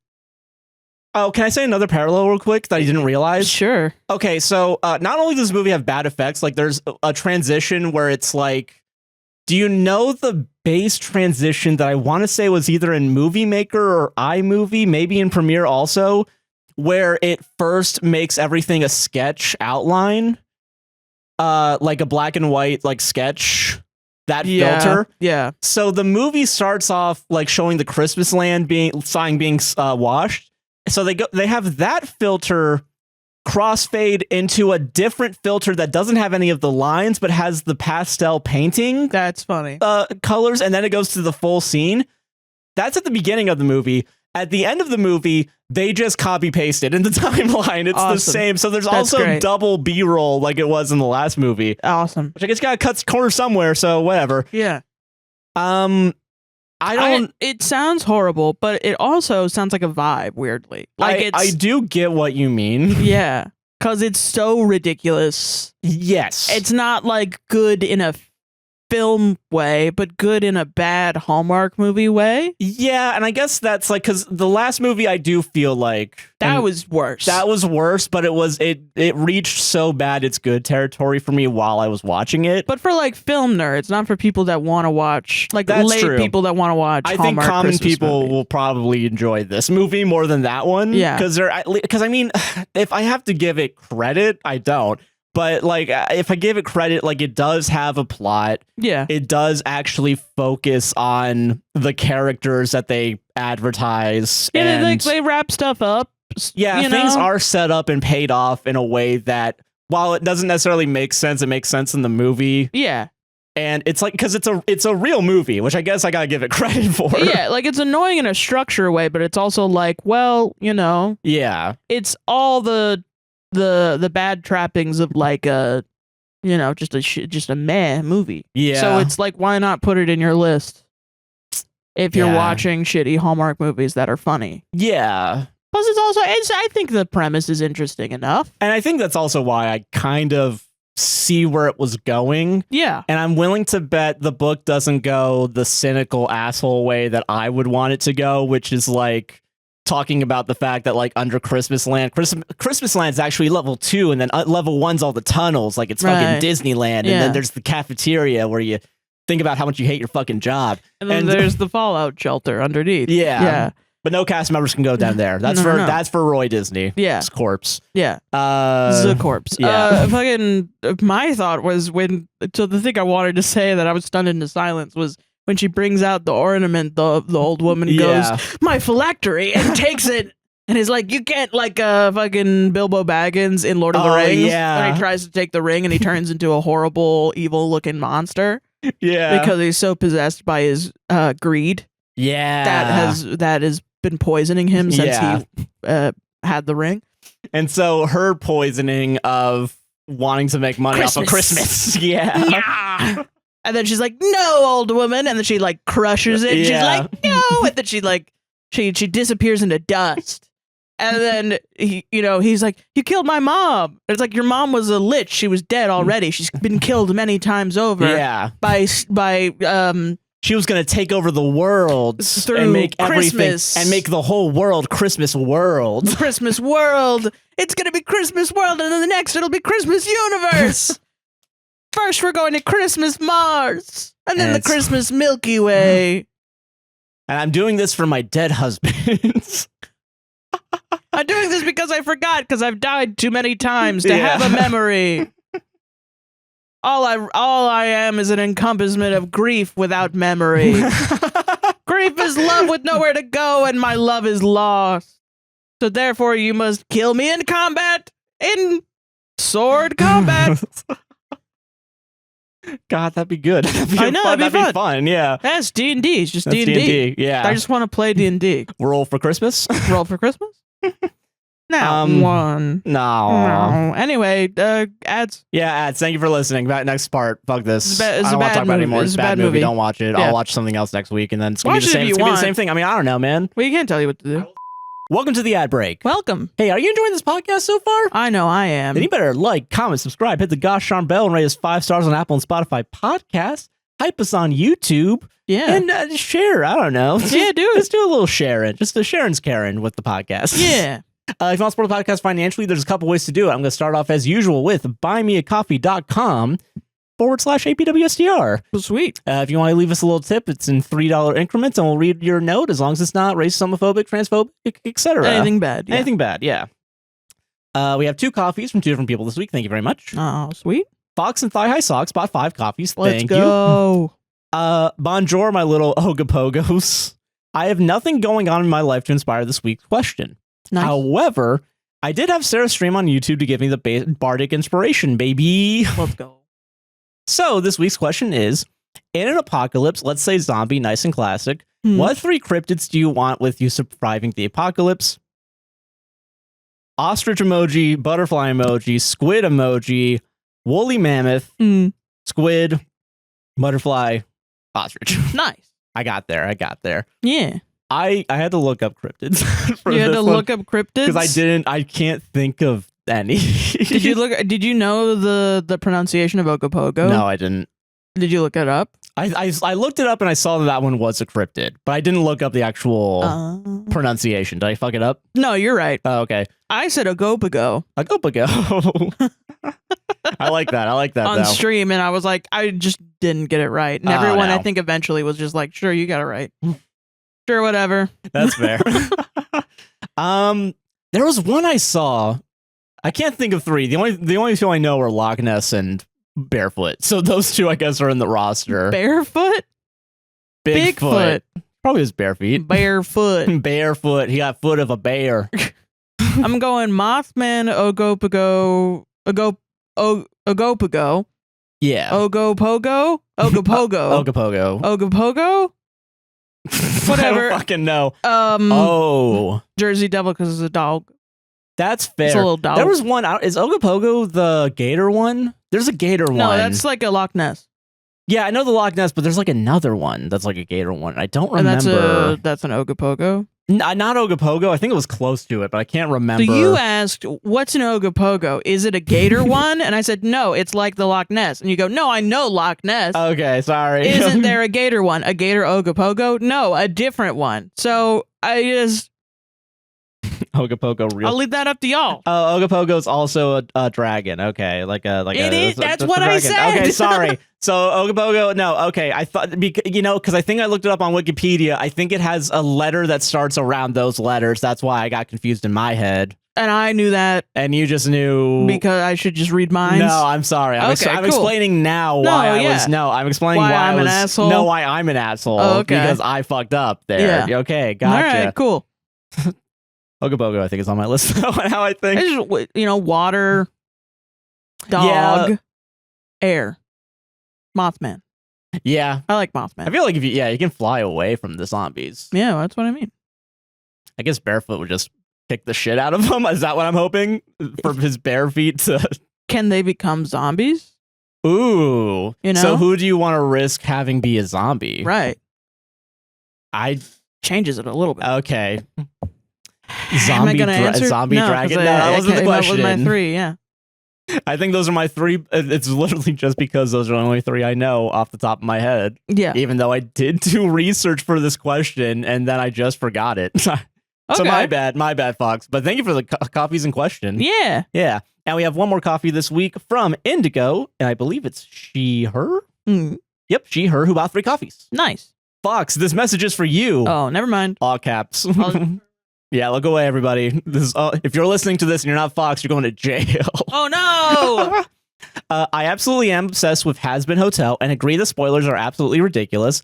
I don't know if you saw it, but the VA for Angel literally spoiled the big twist. You know the one. Less than 24 hours after the episode was up with no warning. I have to absolutely lock down my social media before I watch the new episodes. Oh, yeah. Happy, hopefully unspoiled season finale. Now, Sarah and Josh, this is for you. Mm-hmm. Oh, so no one besides us. Okay, now, you're going to jail if you're listening to this. Yeah, podcast. Everybody now. Yeah. I think you would really like this show from the stuff you've reviewed in the past, but I'm not going to get too parasocial with it. Okay. But I'm sure if you did a segment on it, a lot of your fans would enjoy it. It's a goofy little musical that takes place in hell and tackles some pretty hefty topics and talk about being media illiterate in the fan base. Every time you guys talk about media literacy, I think about this show. There are topics of there's topics of DA in the show, and fans were saying the show was glorifying that shit. Jesus. Anyways, happy travels and whatnot. Fox emoji, fox emoji, fox emoji, fox emoji. Socks, not thigh highs, but socks. Just some socks, socks emojis. Yeah. Interesting. You know, I saw the word musical and I was like, I'm out. Keith David's in it, That's not. Fuck. Now I'm back in. Yeah. That's one. Honestly, you just got to put Keith David or Christian Slater in a show, and I'm going to be like, yeah. This is the show where people are like, Keith, you're a real actor. Keith, why would you be in the show? They're all Italian. Keith, David, no. Why would you sing about being a loser baby on the show? He does the song like, you're a loser, baby. Yeah, I think I have heard that on like TikTok or something. Yeah. Songs are catchy. Why is that? Feel. Yeah. Yeah. That's fair. What you said, why is he singing that song? Oh, no. I mean, like, why, what is it? Why would people say that that's like, this isn't a real show when I feel like he's just been doing regular work in general in Hollywood? I guess, I don't know. What? People have lost control of their lives and they want other people to just conform to whatever image they have in their head so they feel more in control of their own lives? Which, to reiterate, they've lost control of? Yeah. That's fair. Sorry. Probably. What were you saying? I'm sorry. That. Okay. Yeah. Okay. Sorry. But yeah, no. Okay, I'll give it a shot maybe one day. Yeah. In 2 months, because I don't know if you guys know this. I have my schedule kind of booked up with the movie segment. Christmas time, It's Christmas time, motherfuckers. Yeah. But thank you very much for those coffees. Yeah, Very much appreciate it. And thank you for the recommendation. Yeah. If you want to support us on a monthly and or yearly basis, you can go over to patreon.com/APWSTR, where there is exclusive content. I released a commentary, abridged version of the Wedding Tale movie this week. Yeah. There's also exclusive content from the past, including Thus Spoke Zarathustra. There's Sarah versus Matt Damon. Yep. You get access to the Discord and our book club, which is in the Discord. Yeah. And it's just a good way to support, and you get ad-free releases. This segment's not in there, but if you also want to listen to it, we still post that segment in there. Yeah. But no ads during YouTube or Spotify or podcasting. So yeah, it's pretty nice. It's $1, $3, $5, and $10 tiers. The $1 and $3 tiers, they both have a week free trial if you want to check it out. And if you give us $5 or $10, you can get your name added in the description at the end of the video podcast. Yeah. That's pretty much the best ways to support us financially. If you have money afterwards or even beforehand and you want to help out others, we have mutual aid links down in the description if you want to talk about that, Sarah. Yeah, Palestine, Congo, Sudan. There's also a talk this coming Thursday from Indigenous peoples about, National Day of Mourning or Turkey Genocide Day. Yeah. But yeah, that's pretty cool. That's going to be happening soon. We also have a GoFundMe for a fan to try and get them out of Ohio, which is pretty cool. So yeah, there's a lot of other stuff going down in there. Go ahead and go down there and check it out. And if you have a link that you want to send me, you can send it to my DMs at that's Soheron, THATSOHEERON.tumblr.com. Yeah. Hell yeah. Or email contact@APWSTR. As well. Yeah. I think that's pretty much everything. Thank you all for watching so far and enjoy the rest of this episode. Yeah. Bye-bye. Bye. Let's fucking go. Who gives a fuck anymore? Everything sucks. Everything sucks this year. Fucking hate everything.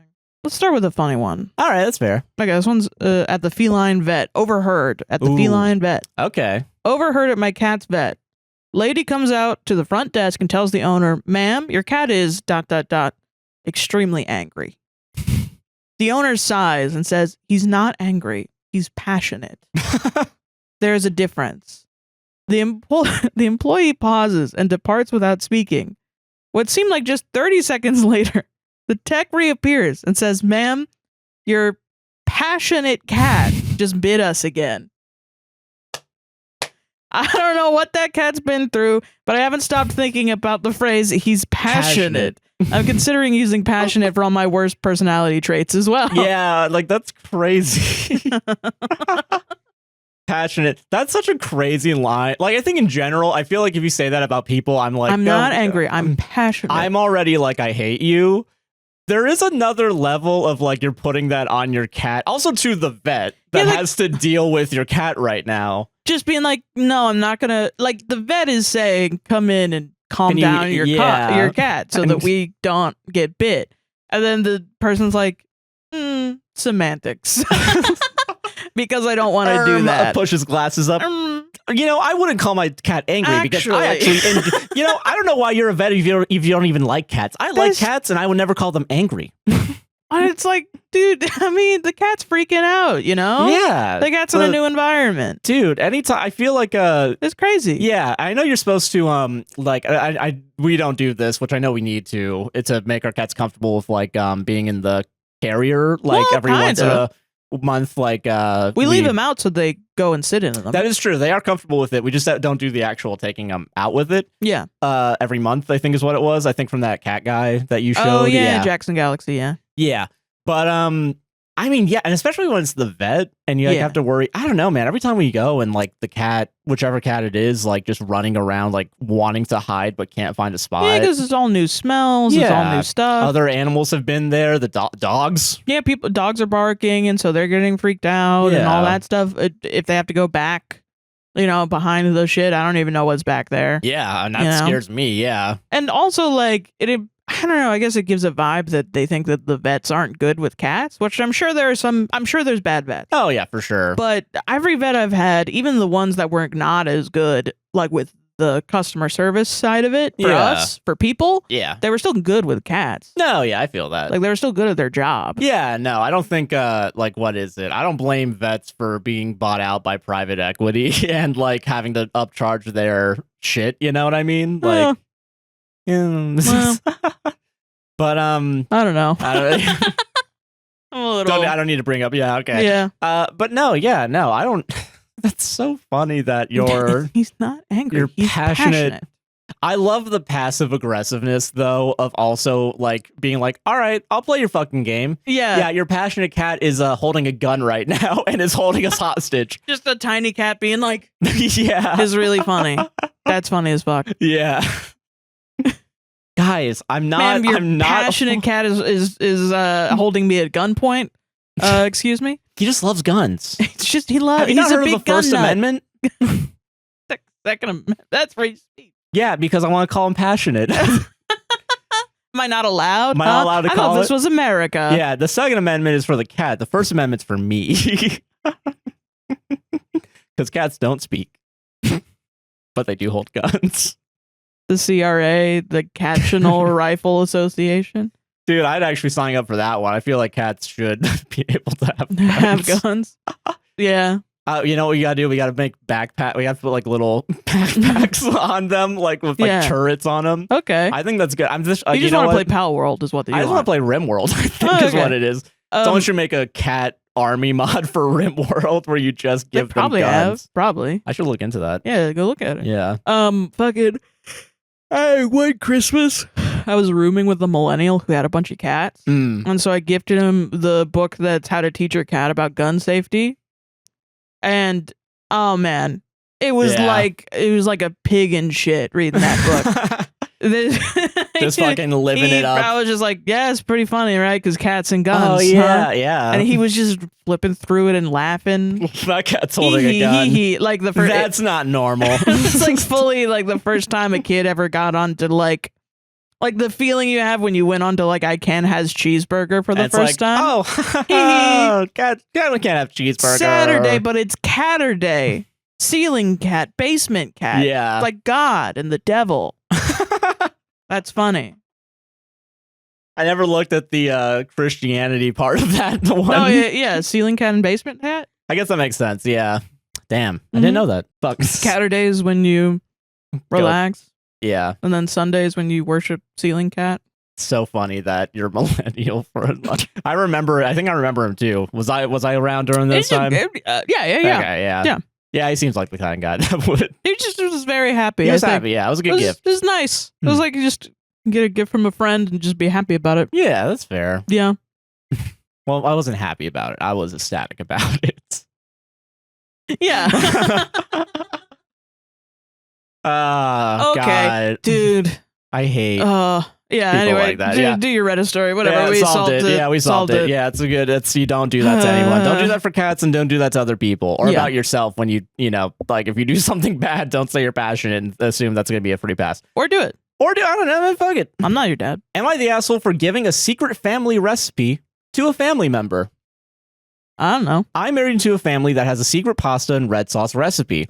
When I got married, the recipe was one of the gifts. Whenever there are family functions, we switch up who makes the recipe, each of us putting our own twist on it. Since getting married, I've gotten close to my spouse's cousin. We hang out often. She's a bit of a mentor to me. I asked when it would be her turn to make the recipe because she's a great cook and I want to try her twist on it. She never got the secret recipe. It's only passed down to married members of the family. Weird. I learned my spouse didn't get a copy until marriage. She has asked for the recipe, but kept getting told when you get married. She's in her early 50s and has repeatedly expressed no interest in marriage. I think she's aromantic/asexual. She was asking if I planned to make a big batch in December. I always do. And asked if she could trade portions for something special she makes. I agreed, but then thought to ask if she just wanted the recipe instead. She was born into the family. I don't think there should be a restriction on a family recipe that requires you to get married. So I gave it to her. All right. Yeah. Family found out when she made it. Almost immediately, she was so happy. And someone found leftovers in her fridge. Mother-in-law and aunts-in-law are angry with me since the cousin didn't, quote, earn it. One of the cousin's married sisters blew up at me over text. Father-in-law gets where I'm coming from, but said it wasn't my place. My spouse doesn't care either way. I mean, this is another horror story, but it's funny as fuck to be like, she didn't earn this pasta sauce recipe by getting. I wouldn't be married if it weren't for this delicious pasta sauce. I fucking hate my husband, but I want the recipe. Yeah, that's funny as fuck. That's horrible, man. I mean, it's terrible, yeah, but it's also the secret funny. recipe is just like, oh, instead of onion powder, I use garlic powder. I'm a little wacky that way. The secret is we use Marzano tomatoes. The secret? Love. It's just love. And that's why you need to be married. That's the only way. She can't be married. She's fucking a She romantic. can't be married. She married. can't make the recipe because you need to be in love. She ain't got no love in her soul. She ain't got no love in her soul. And no horse money. God. Yeah. Father-in-law gets wrong. My spouse doesn't care either way, but I earned myself the cold shoulder at Thanksgiving over this. Am I the asshole? No, you're just a fucking ally, dude. Edited to add, everyone asking for the recipe. It's a good laugh, but no. It could be unique. It could be off a box, but I'm not posting it. This isn't a fast movie. We aren't all family, lol. The question of what if someone gets divorced is interesting. I can't exactly ask the quote recipe keepers right now, so I don't know. I mean, what? Yeah, you're gonna like Men in Black. Yeah, just memory wipe. Yeah. Internal spotlight of the spotless mind or whatever. Just for just the recipe. Yeah. Yeah, and recipes are important like this, and I get the tradition of it, but I do think hiding it behind marriage is fucked up. Silly. Yeah. And a very old way of thinking. Yeah, for sure. Yeah. Edit 2, because people were asking me to put the ingredients into Google to see what recipes came up. It's close to a macaronia mikima plus other meats and spices, which confuses me more because macaronia mikima is Greek. This proud Italian family secret sauce is special because it's not Italian? Yeah. That's fair. Yeah. That I guess that counts, yeah. The amount of times that I've talked to my British friends and been like, my family makes this. And it's like, yeah, that's British. Yeah. Actually. I'm like, wow. Well, never mind. My grandma was like, ooh, Italia, and then eating fucking lamb with mint jelly. Oh, yeah, that's for sure in English. That's British as fuck. Yeah. Yeah. I was like, well, okay. But no, I think it is weird to... I mean, God, you're 50 years old and you're in the family, but you don't get it because you didn't marry someone else. And I do like that it's like, they're on the ace spectrum. They might, yeah, they are, yeah. Like that's just, yeah, it is kind of ace-phobic to just force to say that you don't get this very specific thing. Because that's like, it's not like a stupid thing. Like, I understand the concept of passing down recipes and all that stuff. I'm not knocking that. That's fine. I'm saying it is a bit discriminatory. Yes. To not give it to the person just because of their sexuality. Yeah. And their especially if it is just supposed to be a family recipe. I feel like that should include the family. Yeah, it kind of is like, because of your sexuality, you're not a part of the family. Yeah. And that's fucked up. Yeah. I think. I think so too. If they were gay and it was, oh, okay, well, only in a heterosexual marriage do you get the thing. I think most people would understand. They would immediately like get it and like be like, oh yeah, that's fucked up. But I guess because it's like, honestly, the ace phobia is fucking real. It's wild. It is. I don't just let people not fuck. Yeah. Like, why who cares? is it? It's really. I always feel this with like most forms of bigotry, and like when it's easier to not do something, like be a hateful asshole. Yeah. Like, why do you go out of your way to be a hateful asshole? Yeah. Especially over things, and it's all. And like, I know I understand this. I think the audience understands this. You understand this as well. Where it's like, you don't have any fucking control over what your brain was going to be into. Yeah. So it's like, I don't want to go after you for something you don't have control over. Yeah. I don't know, man. This just sucks. That's my thing too. I was just talking about this with my friends where it was like, I think I'm ignorant to a lot of like ace phobia dog whistles and tactics because it's just never occurred to me. And it comes off as virtue signaling, but it's like, no, I've just met ace people. They're just like in long-term relationships because, maybe they're not, or maybe they are aromantic or asexual and they still are in a long-term relationship. Yeah. And they just make it work. I'm not going to be like, how does that work? And like nitpick you. I'm just like, oh, my friend is happy. Yeah, that's cool. Yay. Yeah. Let's go hang out. Yeah, no. That's fucking it. So I don't know. I didn't, for a long while, I was just like not on that part of the internet. And then I come to find out, and I'm like, oh shit, yeah. Huh. Yeah. I get that. You know? I feel that, man. Yeah. I don't know. I guess, yeah, Ace is like, I wonder if it's one of those things where I guess, is it, I'm not going to say it's newer because it's been around forever, of course. No. But like, do you think it's newer in the sense of like, we talk mostly, like if we talk about like gay issues, it's like the terminology of like gay, lesbian, bisexual, that's been more in the public eye than being ace or asexual. Because I'm thinking about it right now. The only like ace representation, quote unquote, that I could remember is from a Colin Hanks cop TV show. There's not a lot, I will say. And I think a lot of it is like not awesome. But I'm not just because I'm the resident gay doesn't mean I know everything. You know what I mean? Sorry. I'm sorry I'm making you a monolith right now. But it's like, I think it's one of those things where people will say like transgender people are a recent development. And no, that's not the case. It's just we are finally trying to become a society where they're accepted, and then people are being horrible, hateful bigots about it because they're bigoted, horrible people that just won't let people motherfucking live. Yeah. And you won't share your goddamn family recipe with your family over it. Yeah. It's not something that should be gay. I think it's just really weird that it's related to getting relationship. Married. Yeah. And something that is also like kind of inaccessible. Like imagine if this was because like I bring up the gay thing because like when gay marriage wasn't legal. Yeah, and that was only they wouldn't be able to get the recipe because they can't get married. Yeah. That wasn't that long ago. Yeah, 10 years ago I think is when it was.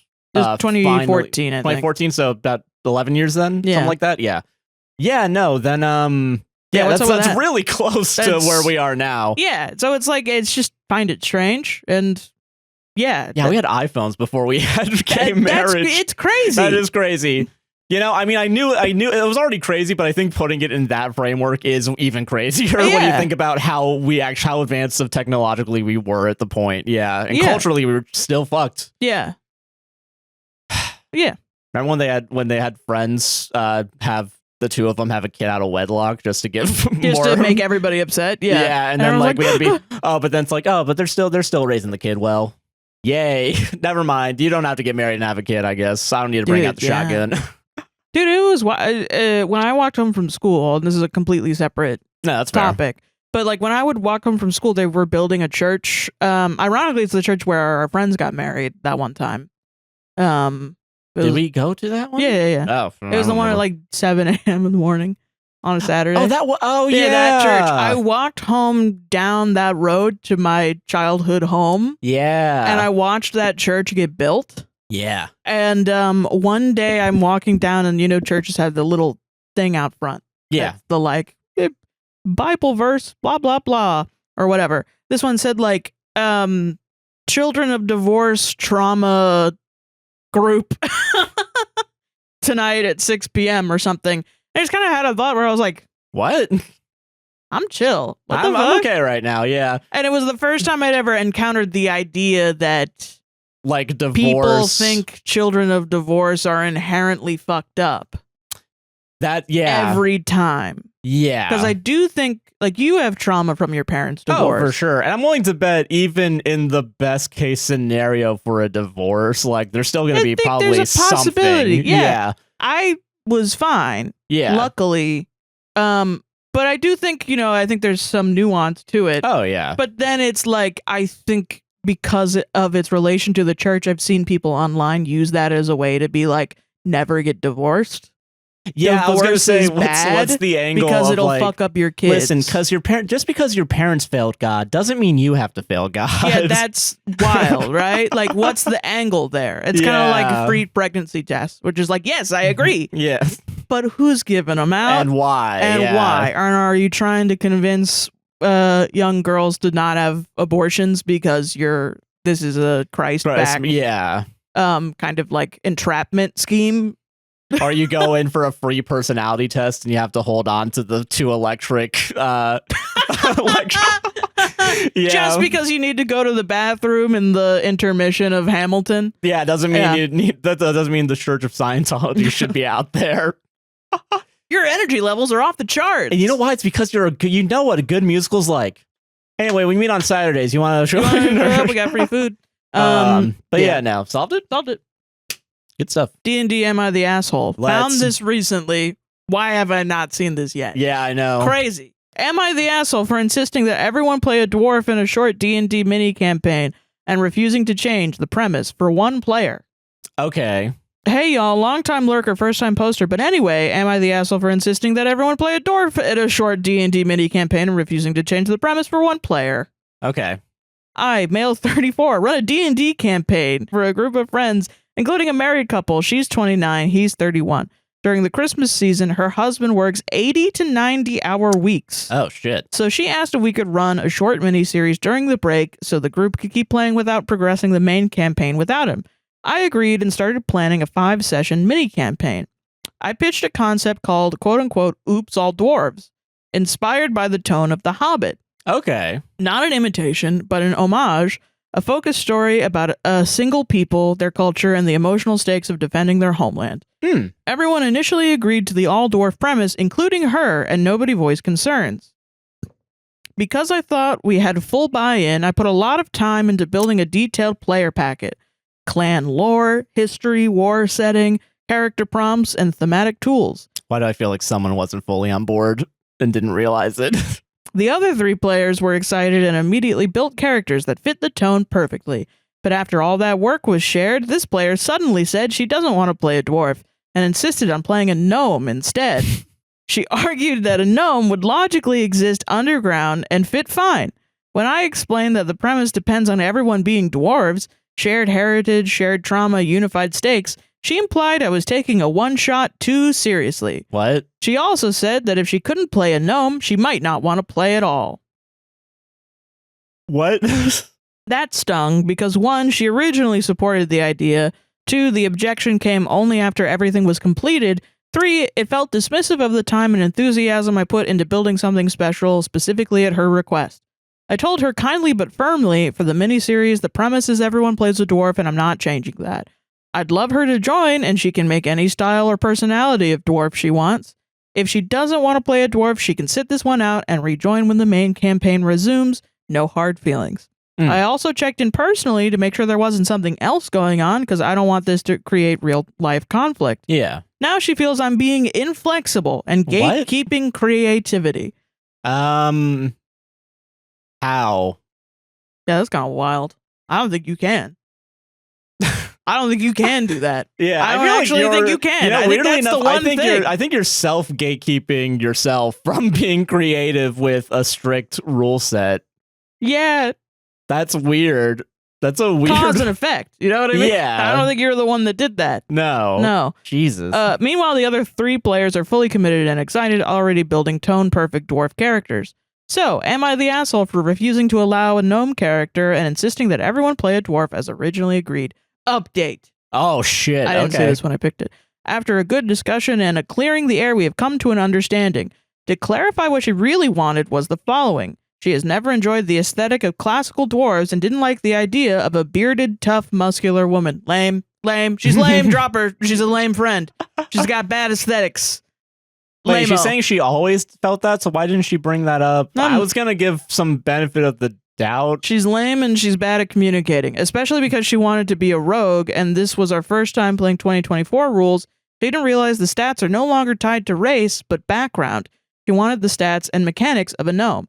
Told her she did not actually have to be a gnome to have some of their abilities. She sees herself as a tricky and clever person, not a stoic, tough character. So with some homebrew and some reskin traits, she gets to play a wily, cunning dwarf, arcane trickster that fits the setting. Apologies and good vibes were had, and we have an appointment to build her character together so she can do the 2024 rules. We are now good. Thank you all for the support. You know, I found out about this new thing, like if talking to each other, being a DM, and this is just hitting me at a bad time, is realizing all of your friends are really annoying. And it really just is, like, both my jobs, that as a DM and me as this, is just realizing you have to treat adults like you're a kindergarten teacher. You can say my name, sir. It's okay. And shut the fuck up. It's the same thing. It's like, so can we not talk during reading time? And then you raise your hand and you're like, I'm sorry. And I'm like, not you. Not you. That's why I made the chart. You're on green. Everyone else is on red. Stop raising your hand and apologizing and making it about yourself. You're going to get into yellow. You're going to get into yellow. It's a self-fulfilling prophecy, and this is going to fuck you up for the rest of your life. But it's like kindergarten teachers are the ultimate performers, I think. They're the ultimate. They got to show up every damn day. Yeah. And they got to like it. Because if you don't like it, then you're sitting around with a bunch of kids screaming and yelling and pulling each other's hair and having to go to the nurse and go to the bathroom and not bringing their backpack or their jacket or wanting a snack or something or pooping their pants or whatever. Yeah. And you have to just sit there in your misery and deal with it. That's wild. And you do that every day for pennies. For pennies. It's fucked up. It is fucked up, genuinely. That's crazy. Yeah. At least this job I get to sleep in. My God. Yeah. Wow. But yeah, no, being a DM is realizing that your friends are all very obtuse. Emotionally obtuse. And will not tell you. Something I saw recently that was like, I think it was on autism and r/autism in women, which was like just the feeling of like feeling like everyone's mad at you, but then they are always saying like, if I was mad at you, I'd tell you. And then the comments were like, yeah, classically the thing that everyone does when they're mad at totally people. Does that, yeah. No, yeah. When people are mad at others, they just say, I'm mad at you. Hey, very clearly and concisely. Yeah. That's what always happens. They say their uncharitable to you. Emotion, and they totally say their emotion and then why they have that emotion. And I was like, holy shit, you're so fucking right. No, everyone's bad at communication literally all the time. And the moment you have to plan literally anything, it is crazy that just blows up. Yeah, it is crazy that when it comes to like saying we're angry, we just forget about who, what, when, where, why, and how. When, where, why, sentence structure, all of it. Like it's just it's out the window. The who is me, and why, and the anger is what, and the why is because you fucked me over. You fucked me over. So how do we fix this? Yeah. Well, my response is, okay, then you can sit the fuck out then, bitch. Yeah. Like, I care. Which I will say, I'm happy that at least you guys talked it out, and like now, because also if it is a misunderstanding of like you thought that the race was going to have more of an impact on character than like the classes or whatever. Yeah, I guess like the background should be like info. How long have they played D&D? Yeah, that's fair. It's like if they didn't know about homebrew, that's one thing. But it's also like if they did, and this is like their 50th year of playing D&D. Why did they get so angry? What are you doing to me? Not even angry. Why just are you like, fucking around on me? Why? Like it's like a learned incompetence kind of, where it's like, Yeah, I get you can go on the fucking website and Google yourself and see what's and not up. just get mad at me. Also, I do think it's lame to not want to play a masculine female dwarf. That's fair. That is fair.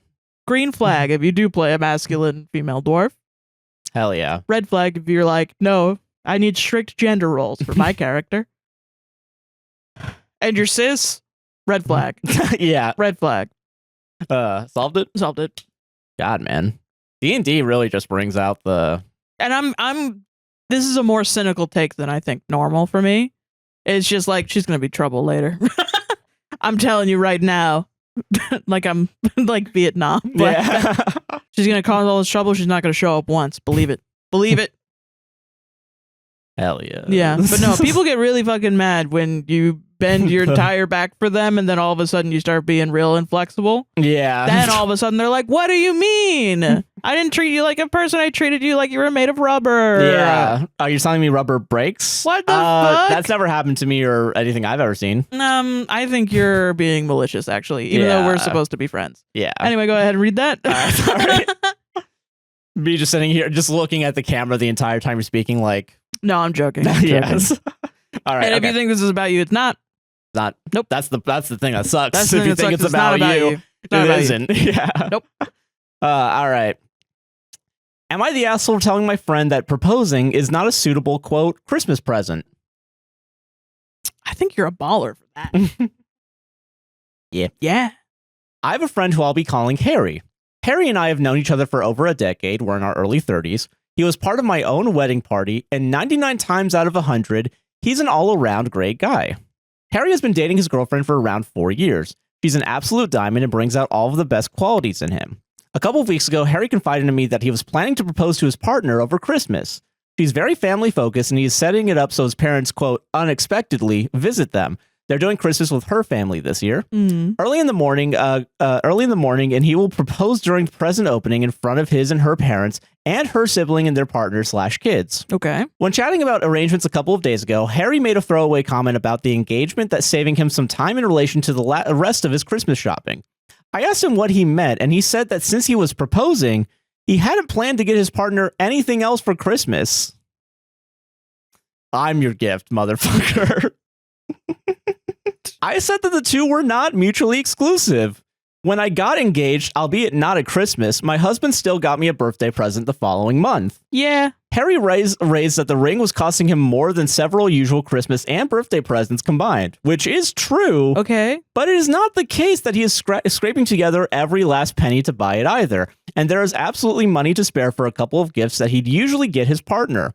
I also pointed out that since he is hoping to surprise her with the proposal, that it would become quite obvious that something was afoot if there were no presents for her from him under the tree. Yeah, that's a good point. Yeah. I didn't even think about that. Yeah. Does my fucking partner hate me? Why is there no gifts for me? Oh, no, he just wants to get married. Yeah. Oh, okay, I guess I'm fine. Being stuck with me is your gift. I mean, maybe. Like, No, that's maybe, the thing. yeah. Like, they need to communicate. That's my first thought. That's fair, yeah. We went back and forth for a while, with Harry continuing to take the stance that getting engaged is definitely a gift. I said that it was all well and good, but that his girlfriend would absolutely have bought him gifts that he will both appreciate and use, and that an engagement is in no way the same kind of exchange in that sense. Additionally, while his partner is in no way materialistic, she is someone who appreciates the give and take of mutual present exchanges like Christmas, white elephants, etc. Yeah. We didn't have a major fight or anything like that about this, but Harry has said that he's probably not going to share more about the engagement with me because I have, quote, differing views.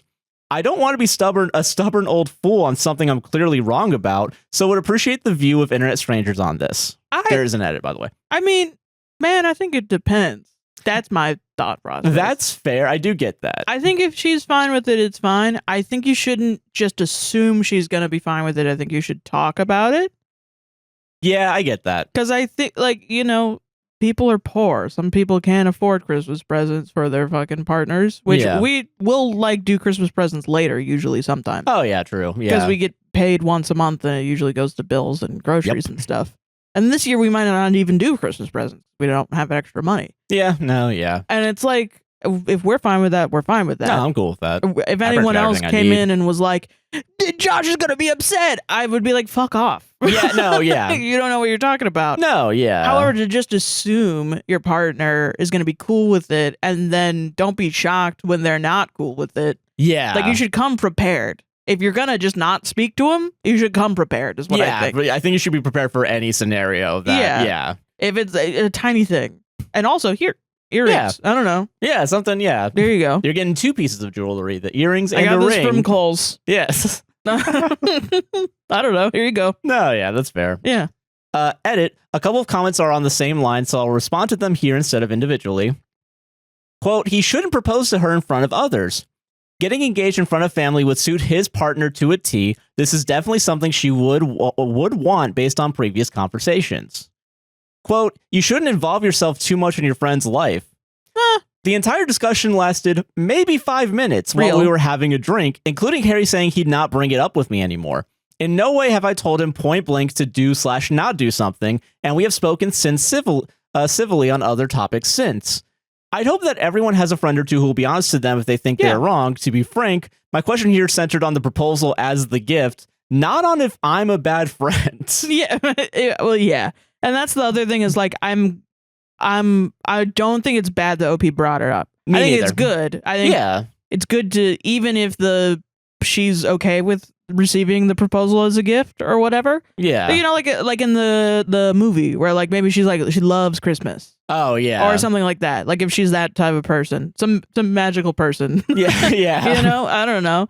I don't know her for sure. I'm a random. You know? No, yeah. But I think OP probably knows her better, but also doesn't know her well enough to be in a relationship with her. That's true, yeah. So I think bringing up and being like, are you sure? Is fine. Yeah, and I think also if you're bringing it up because you recall like having like, because if you already know that like you've heard them talk about like being proposed in front of each other is something that she wants. Yeah.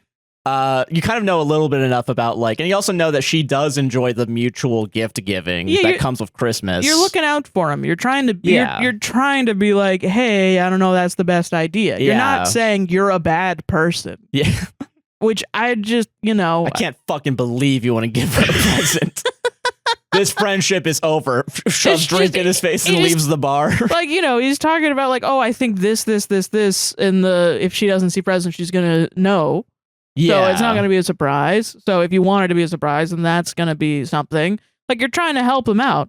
And then I do think it's a little, I am judging a little bit on the show where I judge people online. What? I know, crazy. And then I'll shut up after this. No. But I do think it's a little lame to hear out a friend for 5 minutes and then say, I'm never talking to you about this again. Because you can't possibly know everything that they think about any topic within 5 minutes. And if you're their friend, maybe give them the benefit of the doubt that they have more internality than that. No, yeah, I get what you mean. Yeah. And if you're like, they always act like this. Why are you friends if you don't like him? If you don't like him, why are you friends? Yeah. Maybe let him go, man. Let him go find friends that like him. Yeah, I get that. That he could look out for. Like me. Maybe we could be friends. Maybe, I don't know. You seem cool. Contact APWSTR.com. Contact me. We'll be friends now. That's just wild. I don't know. I just find it strange behavior. All right, hypothetical real quick. Yeah. What would be worse? No presents under the tree or a bunch of empty boxes that then, and maybe, or okay, maybe just one box under the tree that has the ring in it. Huh.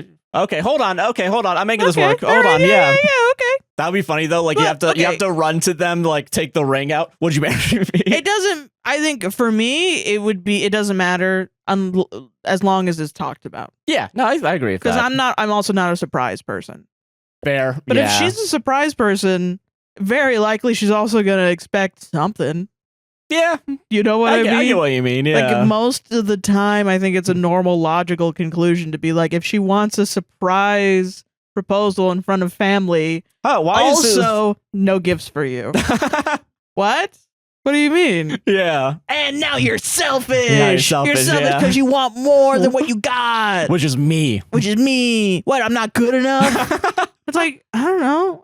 But if you came up to me and you were like, hey, I got you a ring, but it was so expensive I couldn't get you a Christmas present. In the future, I'm going to get you tickets or something. Oh, yeah. Which we've done that before, where I'm like, I bought tickets, it's going to be next year.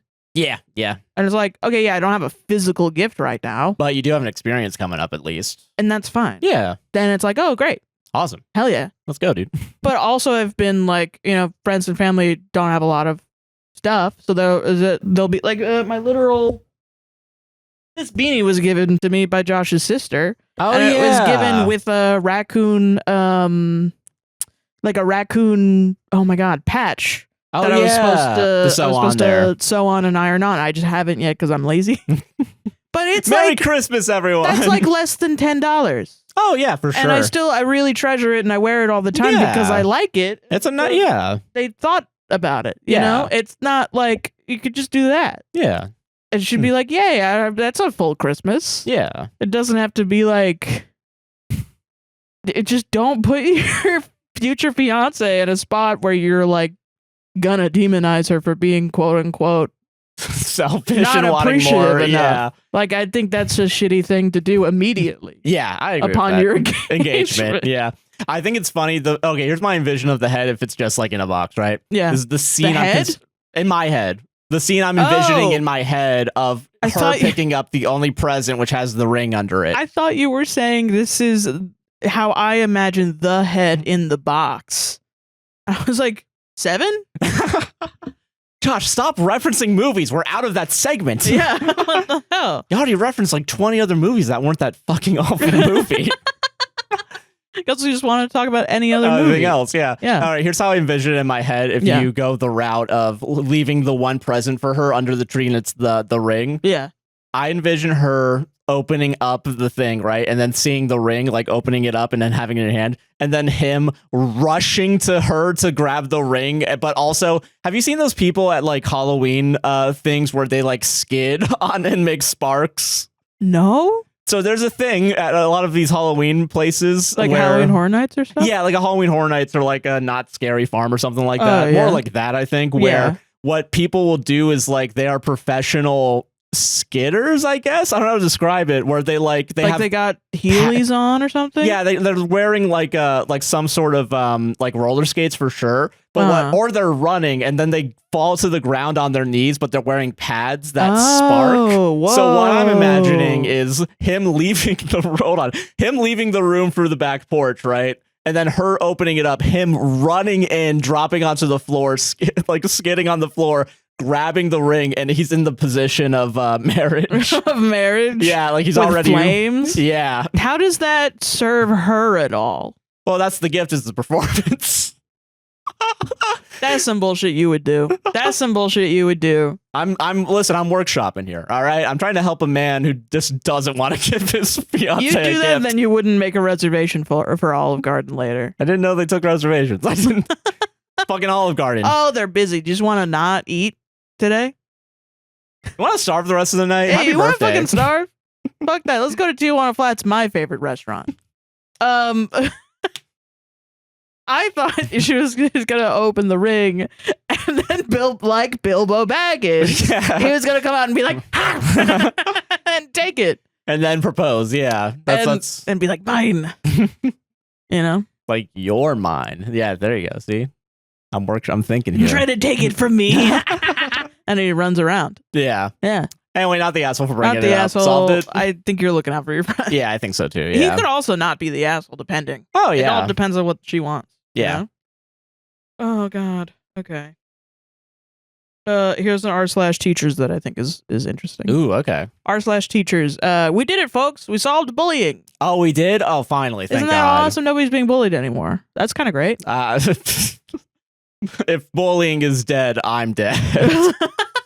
I'm the last I'm bullier. the last bullier, yeah. At our mandatory 6 a.m. Professional development this morning, which, by the way, they got to do it again. I didn't know that. Oh, my God, yeah. A teacher in our audience posted in the Discord, Yeah. like, we have a mandatory professional development in December, and posted the email, and I was like, this is crazy. Oh, my That is God. crazy. Can someone, he's already dead, give him a break.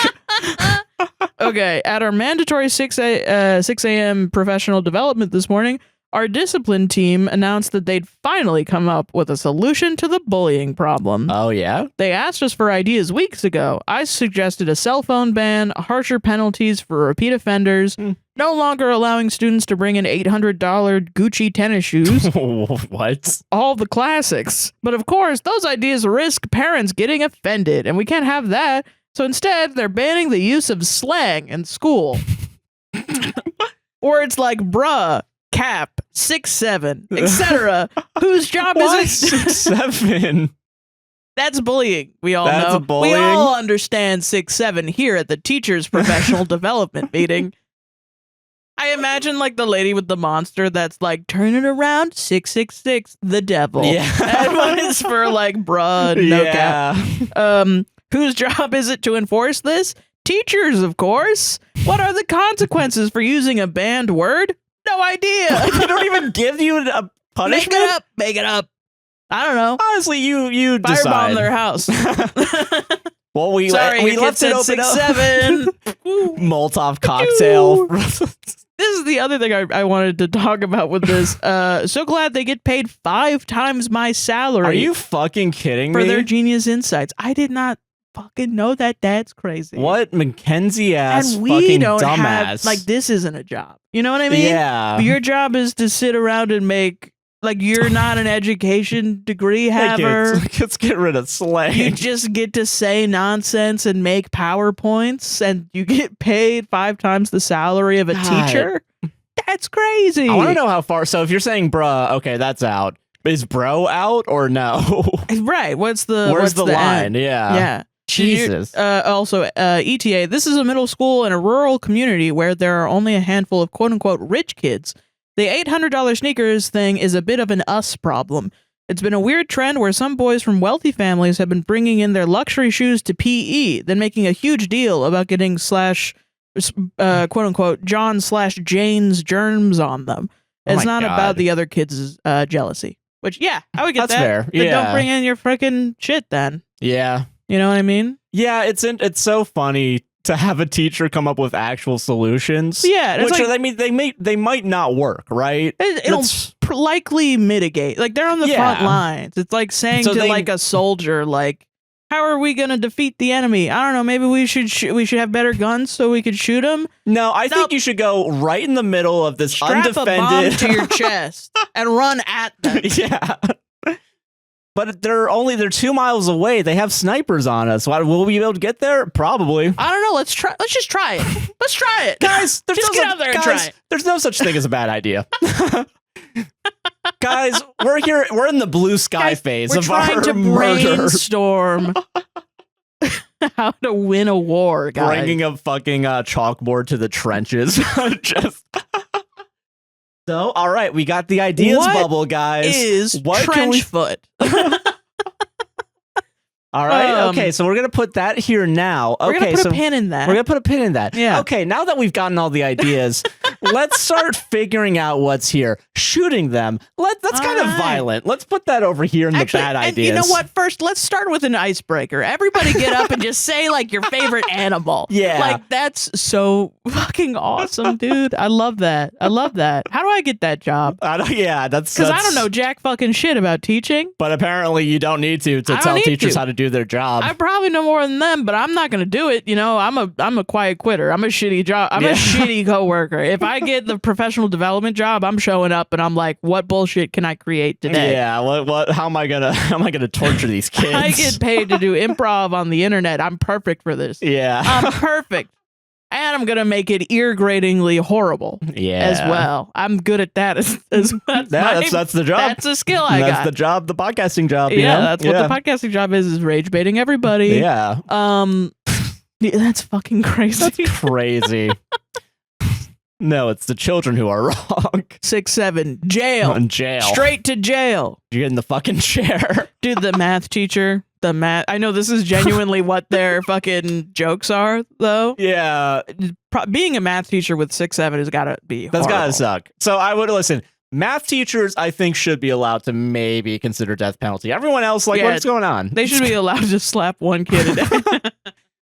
You get one. That should quell your anger. Yeah, one a period. Yeah. As an example. Yeah. As an example. You only need to make like one. Vlad the Impaler put their head on a spike outside. Yeah, and you need this is the last kid that said 6-7 at me. You need to keep one kid alive to make sure the message gets to them. Like, I mean, kids are gonna be pieces of shit anyway. Bullying is horrible, and it should not. It's bad. It is not, bad. Yeah. If you're a kid listening to this, stop it. This is not for you. But also, don't bully other kids. You're gonna regret it also in your life. I don't know if you're a parent your kids. Yeah. Yes. Like, I don't know. That's the other thing. I think. Like, why are parents like so upset at the concept? I didn't know this about like phones and shit.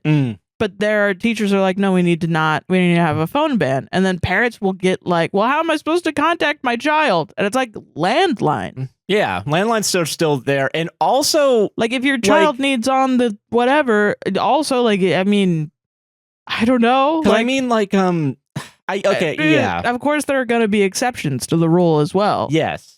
But it's trying to stop kids from just watching videos in school. And not paying attention. Yeah. Or at least not obviously paying attention, at least. Yeah. Did they ever ban weird shit at your school? Ooh, I don't think so. Because my school was relatively laissez-faire when it came to shit like that. Yeah. Like, we could bring our laptops, and we had like an hour lunch. Like, everyone had lunch at the same time during the same hour. Hour lunch. We had an hour lunch. Oh my god, I'm so mad. And at we you. could literally, like, if you had a laptop, you could bring it and play Minecraft during then, which is the things frick? I probably did, and I think a couple other people that I knew did as well. Yeah. I mean, everybody played Minecraft and like Halo and stuff, but you were not allowed. It was one guy's flash drive that he just installed on all the computers. Hell yeah. Yeah. But no, yeah, so you could bring, like, you could do whatever you want during the lunch break pretty much, as long as it wasn't being annoying, I guess, or being a disturbance. But also you get those taken away. Like, that privilege would be taken away if you didn't keep at least a C in all your classes. Right. Because the school had to fake their A rating by Yes. I guess in their heads getting out all the bad kids that get Fs or whatever. Yeah. Because they're not like a public school. Yeah, well, they are, but they aren't. Like, you have to Right. audition to get in, but also, like, they are publicly funded, so they still have to go by the rules of the county, right? Right. So it's a weird clusterfuck, that place. Yeah. But yeah, so I don't think anything was like banned. And I think if things were banned, it would be banned on a classroom to classroom basis. Because I'm willing to bet there were places where, like, don't use your phone during class, right? Oh yeah, yeah. Like. But I think also, like, if you were done with your work in like 90% of the classes, I think they'd be cool with you being on your phone or on your laptop. Especially since a lot of people, since it was an arts high school, they are probably writing on their laptop or they're probably drawing on their, like, even like coming out with ideas for their phone or whatever. Yeah, like, true. So I don't think it was that bad. The only thing that would be strict about was dress code. Yeah. No, But same. even then, I knew someone who just wouldn't go by the dress code, and I think they were the only person because they did it so much that they gave up on, like, That's awesome. punishing them. That's great, actually. But no, yeah, I remember. I'm trying to remember things that were banned in my school. I think it was like, I don't think cell phones was like a school-wide ban. I think it was like also classroom to classroom, but it was like pretty much every classroom was like, you can't just have your phone out. Yeah. Like, you can have earbuds in. Yeah, if you're like reading or doing stuff, yeah. Yeah, if it's like a quiet work time or something, you can listen to music, but that's kind of it. Yeah. Which made sense. And it was like teachers, there are some teachers that would, like, you know, if you get a ding, you would put it in a box or something. Yeah. No, yeah, that's what would happen. Yeah. And you get it back at the end of class, and that's kind of it. Jesus. Yeah. Yeah. Like, whatever. I don't remember what grade it was. There was a point where I was on the school bus. They wouldn't allow you to listen to music in your headphones. That's on wild. The bus. I do think that's a little wild. Yeah, and I got away with it only because I would just lean my head against the window and just hide the earbud. Or you put the thing through the I don't have your jacket, Yeah, but like your jacket thing, and then you put it in your shit. Yeah. With your hoodie up. Yeah, I remember. Yeah. I will say though, that's probably why I have hearing problems now. Oh, for sure. I mean, because I had to blast it just so I could hear it. Dude, I'm pretty sure I had an ear infection last week. I didn't even notice.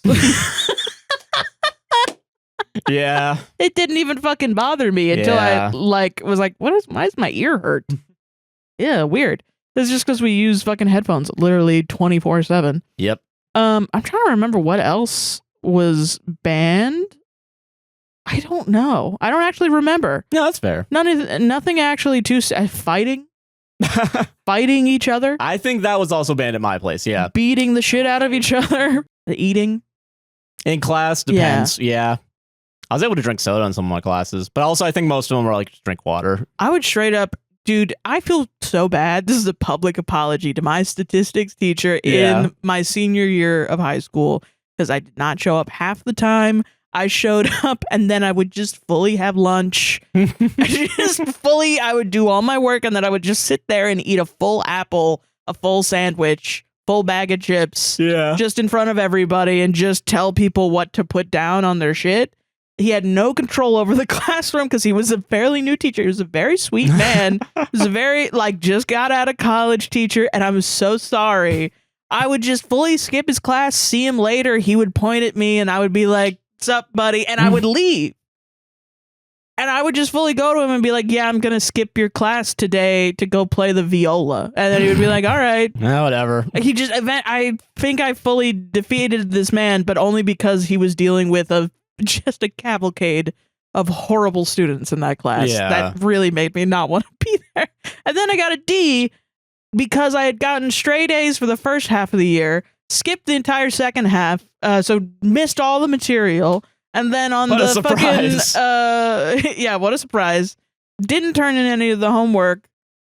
I think I had a C, and then I took the test at the end, got an F, and it brought me down to a D because it was all the material on the second half of the class.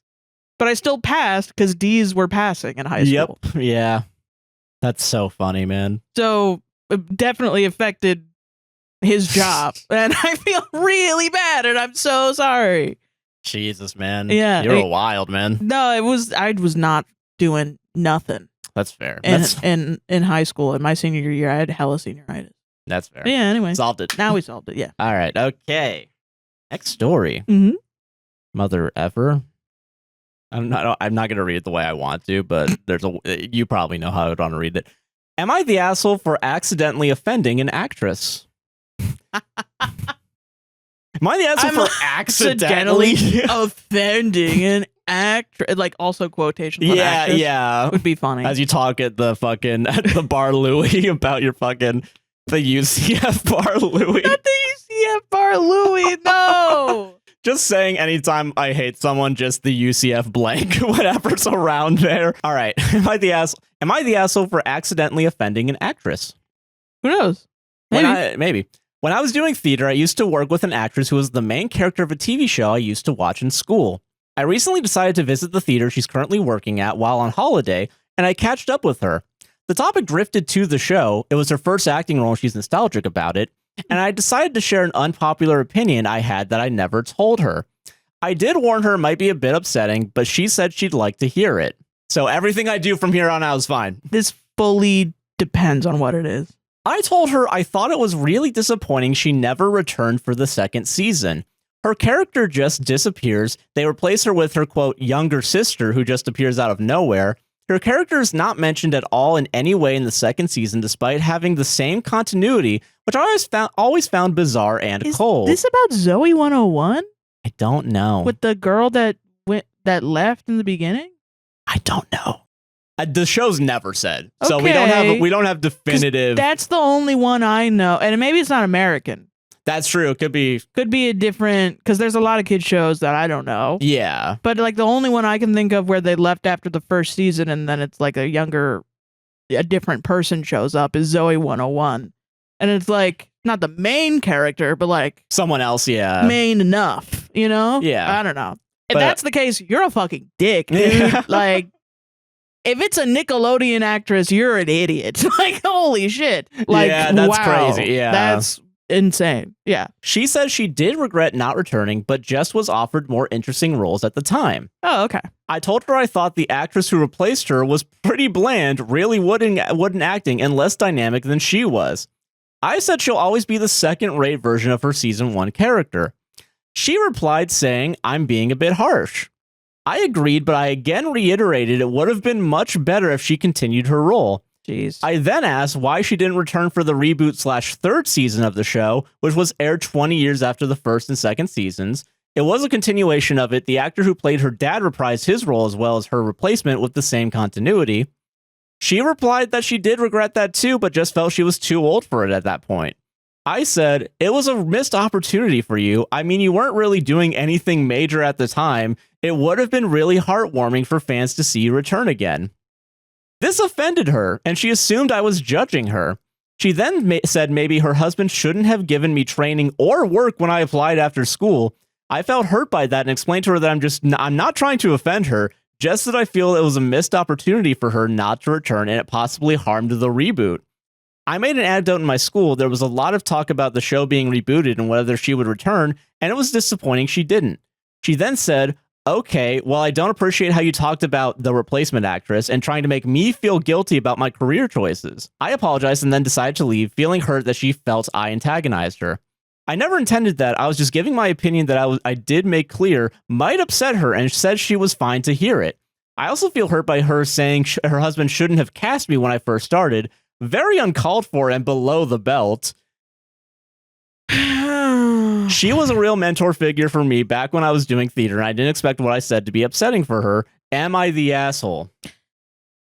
Yeah. Yeah, unfortunately, yeah. I could see an instance where because like I'm quite blunt, Yeah. and I put my foot in my mouth all the time, and I could see this being like I mean, it is on its face quite rude. And I will say, in the best scenario, this is just a curb your enthusiasm type conversation, right? Like a neurodivergent, yeah, or kind like, of. I didn't realize I was saying something. I thought I was just expressing my opinion. However, it doesn't matter. And also, she did say she wasn't comfortable after, like, and then you continued, which is what makes you the asshole in my eyes. Is continuing, is that, and it's also like I think there's like a general.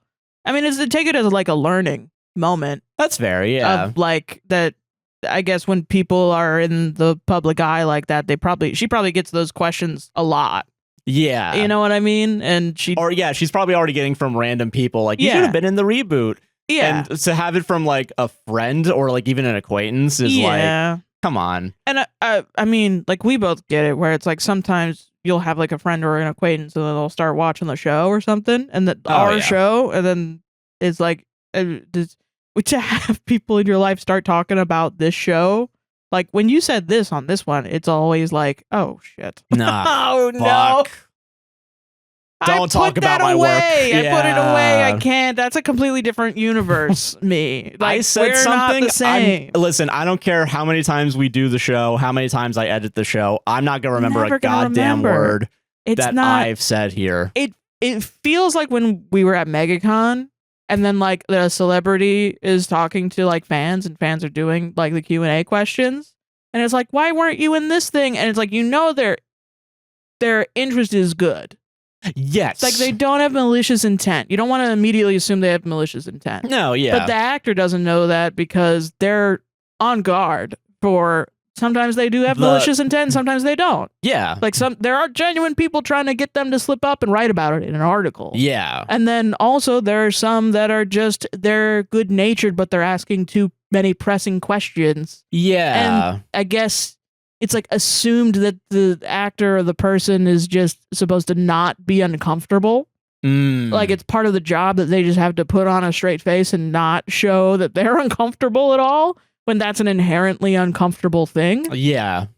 And it's like, I think there's a level of neurodivergency there that you can be very graceful about. Yeah. Like if you're an actor and you're somebody's like maybe obsessive over their work, or your work means a lot to them. Like that's awesome. But it doesn't negate the uncomfortableness of it. Yeah. And I think she did lash out at you about the like, we shouldn't have hired you stuff. But I don't really blame her. I don't blame her either. No. I don't blame her because I have an unfortunate amount of empathy for her. Which is just that she probably felt in the moment like gloves were off. Yeah. Now I get to say something. And I will say part of the empathy I guess I get is like, especially in creative jobs like acting, where like networking and talking to people matters so much. I feel like it's also part of your job to be good at networking and talking to people. Yeah. And it wasn't a good job. It wasn't a good job there. Yeah. Yeah. And I do think it's God, and also like trying to take down someone else. Yeah, that's always like, not great. Yeah. I think I don't know. The truth of the matter is, you're never going to know any of these actors' true behind the scenes feelings, even if they do decide to deliver something about maybe how they felt or trying to be real or whatever. Yeah. There's really an amount of like PR training that's media going training, to like obfuscate it. You know what I mean? For sure. So it's just, you're never going to know that. So even wanting to know that, it's great to think about it. Yeah. And you can have your opinions and you can have your thoughts. Yeah. But going to the person, even after they say, I'm uncomfortable. Yeah. Is and then also be like, not being great. Well, you're not doing anything serious right now. So yeah, like, that's I mean, if you're trying to be an actor, you should know that's not a great feeling. Yeah. That people go to you like, how do you feel when your mom calls you and is like, are you in any new roles? No. What are you doing? That's not awesome. Your bedroom's still open, hun. If things don't go still well, open, you could just get a real job. And it's like, yeah, it sucks. It's not fun. Don't you remember Mark across the street? Don't you want to? Don't you? Don't you want a man in your life? Yeah. It's not great. Yeah, no, that sucks. It doesn't feel good, and it sucks too when it comes from another artist. Yes. Yeah. Yeah. 100%. So yeah, who knows? Maybe she does you are on to something, but like it doesn't matter. You're on the maybe you're on the trail. Yeah, you're on the trail. You got the scent, but now yeah, it doesn't like. I don't think she's ever gonna say anything about that. Yeah, you might have scared her away a little too much, and now. And also, like my first point where I thought it was the girl from the first season of Zoe 101. It could be a lot of other shit behind the scenes that she's not comfortable talking about. Yeah, I mean, how many have you not seen any of the documentaries? Yeah, that even though you could critique the way that they went about it, like, I mean, the fact is that people got hurt on these, especially children, got hurt on a lot of these kids' shows. Yeah. But now you should have stayed, man. Like, you didn't. What interesting roles. Yeah, I just think it's not fun to ever be like, man, you were such a disappointment in the past. Yeah, you made all my friends hated you for a little bit because you decided to not do your job. A pro tip, it's never a good thing to say to anybody. Yeah. Yeah. Even if it's real and if it's what you think. Yeah, you can keep it's still quite rude. Yeah, exactly. Yeah. Crazy, man. Yeah, crazy. Solved it? Solved it. You know, I used to like a podcast stage relationship. And then like Josh just like started talking about movies, and like I feel like it kind of ruined the show. No one will ever say that you ruined the show. It'll always somehow be my fault for letting you do that. I'm just imagining like being at like a MegaCon or something though, and like we're both sitting together, and like that I'm saying that to you would be funny, and like I'm also signing the Sarah versus Matt Damon poster, so it's also not even like I'm on the poster. Like I'm just like, you got to get through this. You just got to get through this. You can go home and then you can play video games, Sarah. Just go home and play video games. It's all right. Just you got to get through this. Oh God, Josh is gonna have an emotional breakdown. I'm gonna be the one that has to take care of it. That's not gonna fucking happen. He can call his second wife. I don't give a shit. Okay. Anyway, this is from r/overheard. Do you want a pup cup? Do you want a pup cup? You want a pup cup? Want a pup cup? Pup cup? You know what a pup cup is? It's when you ask for like if you have a dog in your car, they get like a little cup of water with like berries and shit in it, right? No, that's for the ducks. For ducks. What's a pup cup? Whipped cream. Oh. And then they lick the whipped cream out the cup. Oh, that's cute. Okay. Isn't that cute? Yeah. But yeah, the strawberries and water, that's for ducks that go to Starbucks. I swear this is a true story. It's one of the top moments of my life. This better like it's pretty good, not gonna lie. Okay, it's fair. I thought, and then like someone got I just had a pang of sadness as I read that. And then someone came out of a limo and gave me a briefcase with thousands of dollars. You know, maybe it's wonderful. Maybe you just love strangers. That's fair. You know, maybe you just believe in the human spirit and you love strangers. You still do believe in the human. They're wonderful. That's wonderful. Not a lot of us do anymore. Don't let my cynical assholeness get in the way. Yeah. You know, I'm in the Starbucks drive-thru. Girl the boycott. One car's length ahead of the speakers. My window is still rolled down, and I can hear the elderly man behind me placing his order. He finishes, and the barista asks if he'd like a pup. Sorry, I'm already laughing. He finishes, and the barista asks if he'd like a pup cup. Okay. He doesn't know what a pup cup is, and the barista says, "Oh, it's just a small cup of whipped cream for your dog." He responds, "That's my wife." Yeah, no, it is the best moment. It's the best moment of my life. What the fuck? That's my wife. That's my... I think I'd quit. I think I'd quit. There's no... Sorry, listen. I just called a elderly woman a dog. Oh, no. That's my wife. That's my wife. Plot twist, it's still a dog. You're married to a dog?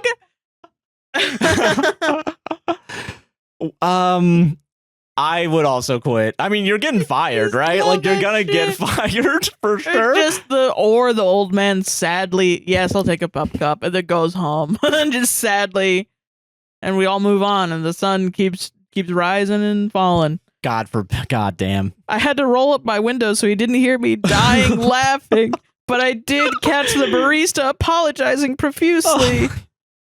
I'm sorry. Oh, no. I think the guy will probably know you're laughing when you're heeling over the middle of the dash. Just fucking hitting the dash. Sorry, sorry. It's just so wild. It just hit me again. Listen, you know, it's been hitting me on and off since I read it the first time. I don't want to defend. I'm gonna defend the Starbucks drive-through person real quick. Mm-hmm. If they're using any of those old shitty cameras, I could kind of understand maybe. But the problem is they usually ask you if you want a pup cup like when you're picking up like at the window. I wonder if this person was like, you know what? We've already had 4 pup cups today. That's for sure a dog. Let's just get this out of the way. Does this happen? I got shit going on. Does this happen often? Like maybe. How many? I'm just thinking because, like, I don't know, like, what you're working with? What? To be like, I mean, listen. I think if you're new, then it could happen. Oh, for sure. This seems like something that, like, especially. I'm 28, right? Yeah. I've lived on this earth for almost 3 decades. Do you think you could differentiate between? No, I'm saying if I started a job, I definitely could see myself making a mistake like this, as if I got my eyes yesterday. Yes. As if they were created yesterday in a vat. Maybe she needs glasses. That's possible. Well, that's my Maybe thing we're too. bullying a woman with sight issues. Well, no, not even like I'm not even thinking about that because I'm thinking if you're looking through the drive-through camera, you see the car's dash. And then you're just like, "Do you want a pup cup?" But you, maybe, I mean, look again. But I guess you should probably. But you should look again. But like, if you're working with what 480 by 240 pixels, But also, they're outside, and you're giving them the drink. Here's the test we need to do. That you and I need to do right now. No, we're not going to go to Starbucks. That's girl the boycott. No, we're going to get pictures of dogs and pictures of old people, put them into Photoshop, blur them, and pixelate them try to figure out if old people look like dogs, old women look like dogs. We can throw old men in there too, you know. Maybe they thought that, okay, but maybe the dog was driving the car. And this is truly an experiment. This will be next week's warm up. I'm already making this in my mind. This is crazy. Okay. This is an experiment. We need a constant, so we should do old women first. Okay, and then we throw old men in there, and then we do old men, and then we do both. Yes, yeah. You know what I mean? Okay, I understand that. And then one that's just dogs. Yeah, just dogs. So like 4 groups. I fuck with that actually. Yeah, that would be. So. Can you tell? Can you tell? Dude, a prolific study. Which one of these? Which one of these is the dog? Find the dog. Find that it's just 4 blurry photos. I could save up some money that I need to spend on fucking bills and food, and going Christmas on Prolific and paying Prolific 10 cents for a 3-minute survey of choosing between. Pick the dog. Pick the old woman. This is a test. Select 3. This will be in the Discord. This will be in the Discord. Yeah. It'll be a Google. The free form. labor the people paying us labor. We have to use them at some point. They're begging us to be used. The people in the Discord. They're begging us. They're begging us to be used. You know, they got mad at me on stream when I called all of them my bitches. I didn't say that they're consistent. I did not say that they had consistency. All I'm saying is I include every single person that's ever followed us. I think I have 442,000 bitches at least. We'll post the Google form link in the YouTube community. Solved it. Yeah. Solved it. Old people look like dogs, I think. I guess. Who knows? Hypothesis. Is that true? I have no idea. You know what? I've definitely seen some people where I'm like, you look like a dog in the face. I don't want to say yes. I do also. It doesn't also mean that you're ugly. It doesn't mean you're ugly. You remind me of a dog that I've met before. Sometimes dogs are people-esque. Yes. And listen, I know one day I'm going to be old. And it's not going to be awesome. It's not going to be great. A dog. All I'm saying is, because I frown so much, the wrinkles go in a frown, and then I look like that fucking that sad dog from Looney Tunes or whatever. Yeah, I think I wouldn't be surprised. Someone said I look like a dog, I'd be like, yeah, I get that all the time. Probably, yeah. Don't worry about it, You bro. want a picture? I'm the sad dog from Looney Tunes. Yeah. What the fuck was I thinking? Instead of solving it, because we haven't solved it yet. This is an experiment. Yeah. Hypothesized it. Ooh, we're switching it up now. Yeah. Consider it. Consider it. Kukiyomi the game, consider it? Yeah, exactly. Yeah. Yeah. Am I the asshole for having a no ring, no bring wedding? What? No ring, no bring wedding. Like if you're married, you can bring a +1, but if you're not, then you shut don't. up. Yeah. Shut your mouth. Pretty much, yeah. Okay. Using a throwaway account for this, I, 32 female, am getting married to my fiance, 35 male, next summer. We've been together since this January, which might seem sudden, but have been living together since Easter, and both know that this is the relationship we want to be in forever. I don't care. It's your funeral. Well, we both have a dog that brought us all together. I don't give a dang. That dog is an old woman. Sorry.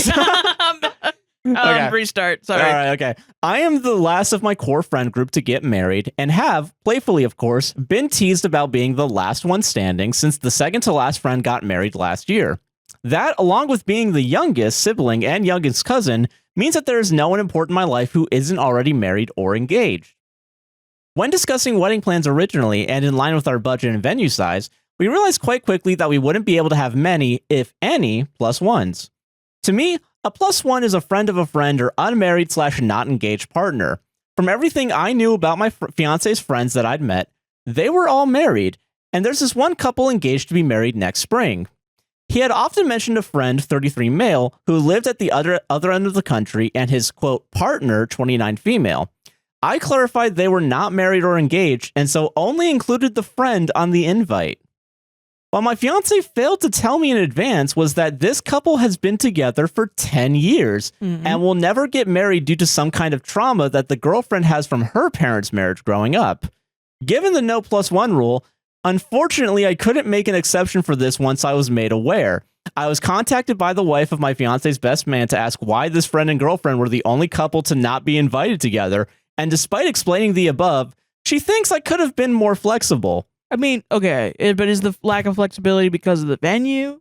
Like you can't add a person, and that's what it is? Or is it because you just decided no?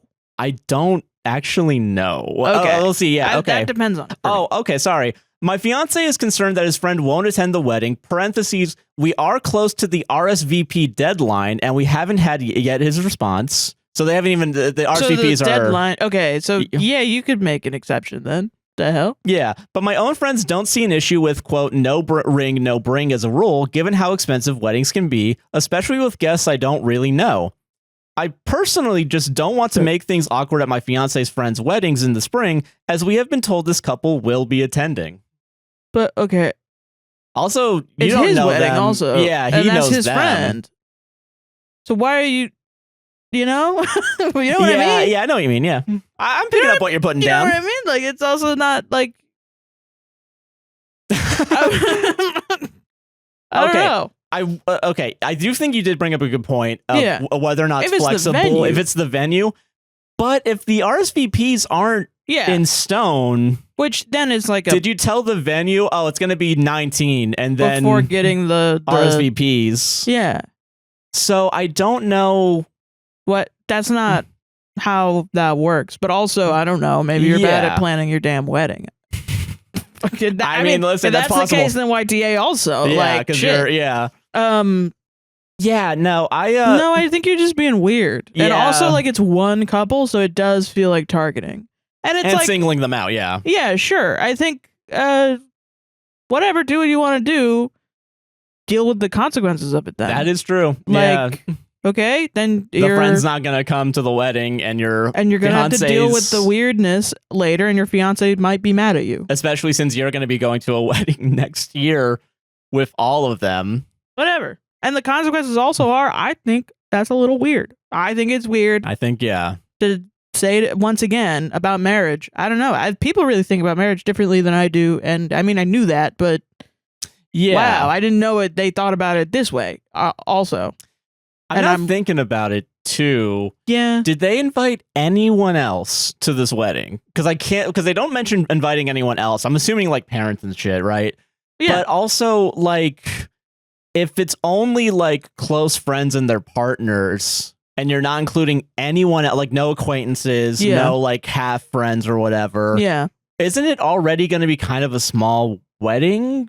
Probably. Which might make it harder. Yeah, that's what I'm saying. It's like maybe there's more, constrictions on it, which is also fine. They are mostly bringing up the money, which I will say adding on another person might make it way more expensive. No, I agree with that. It would, yeah.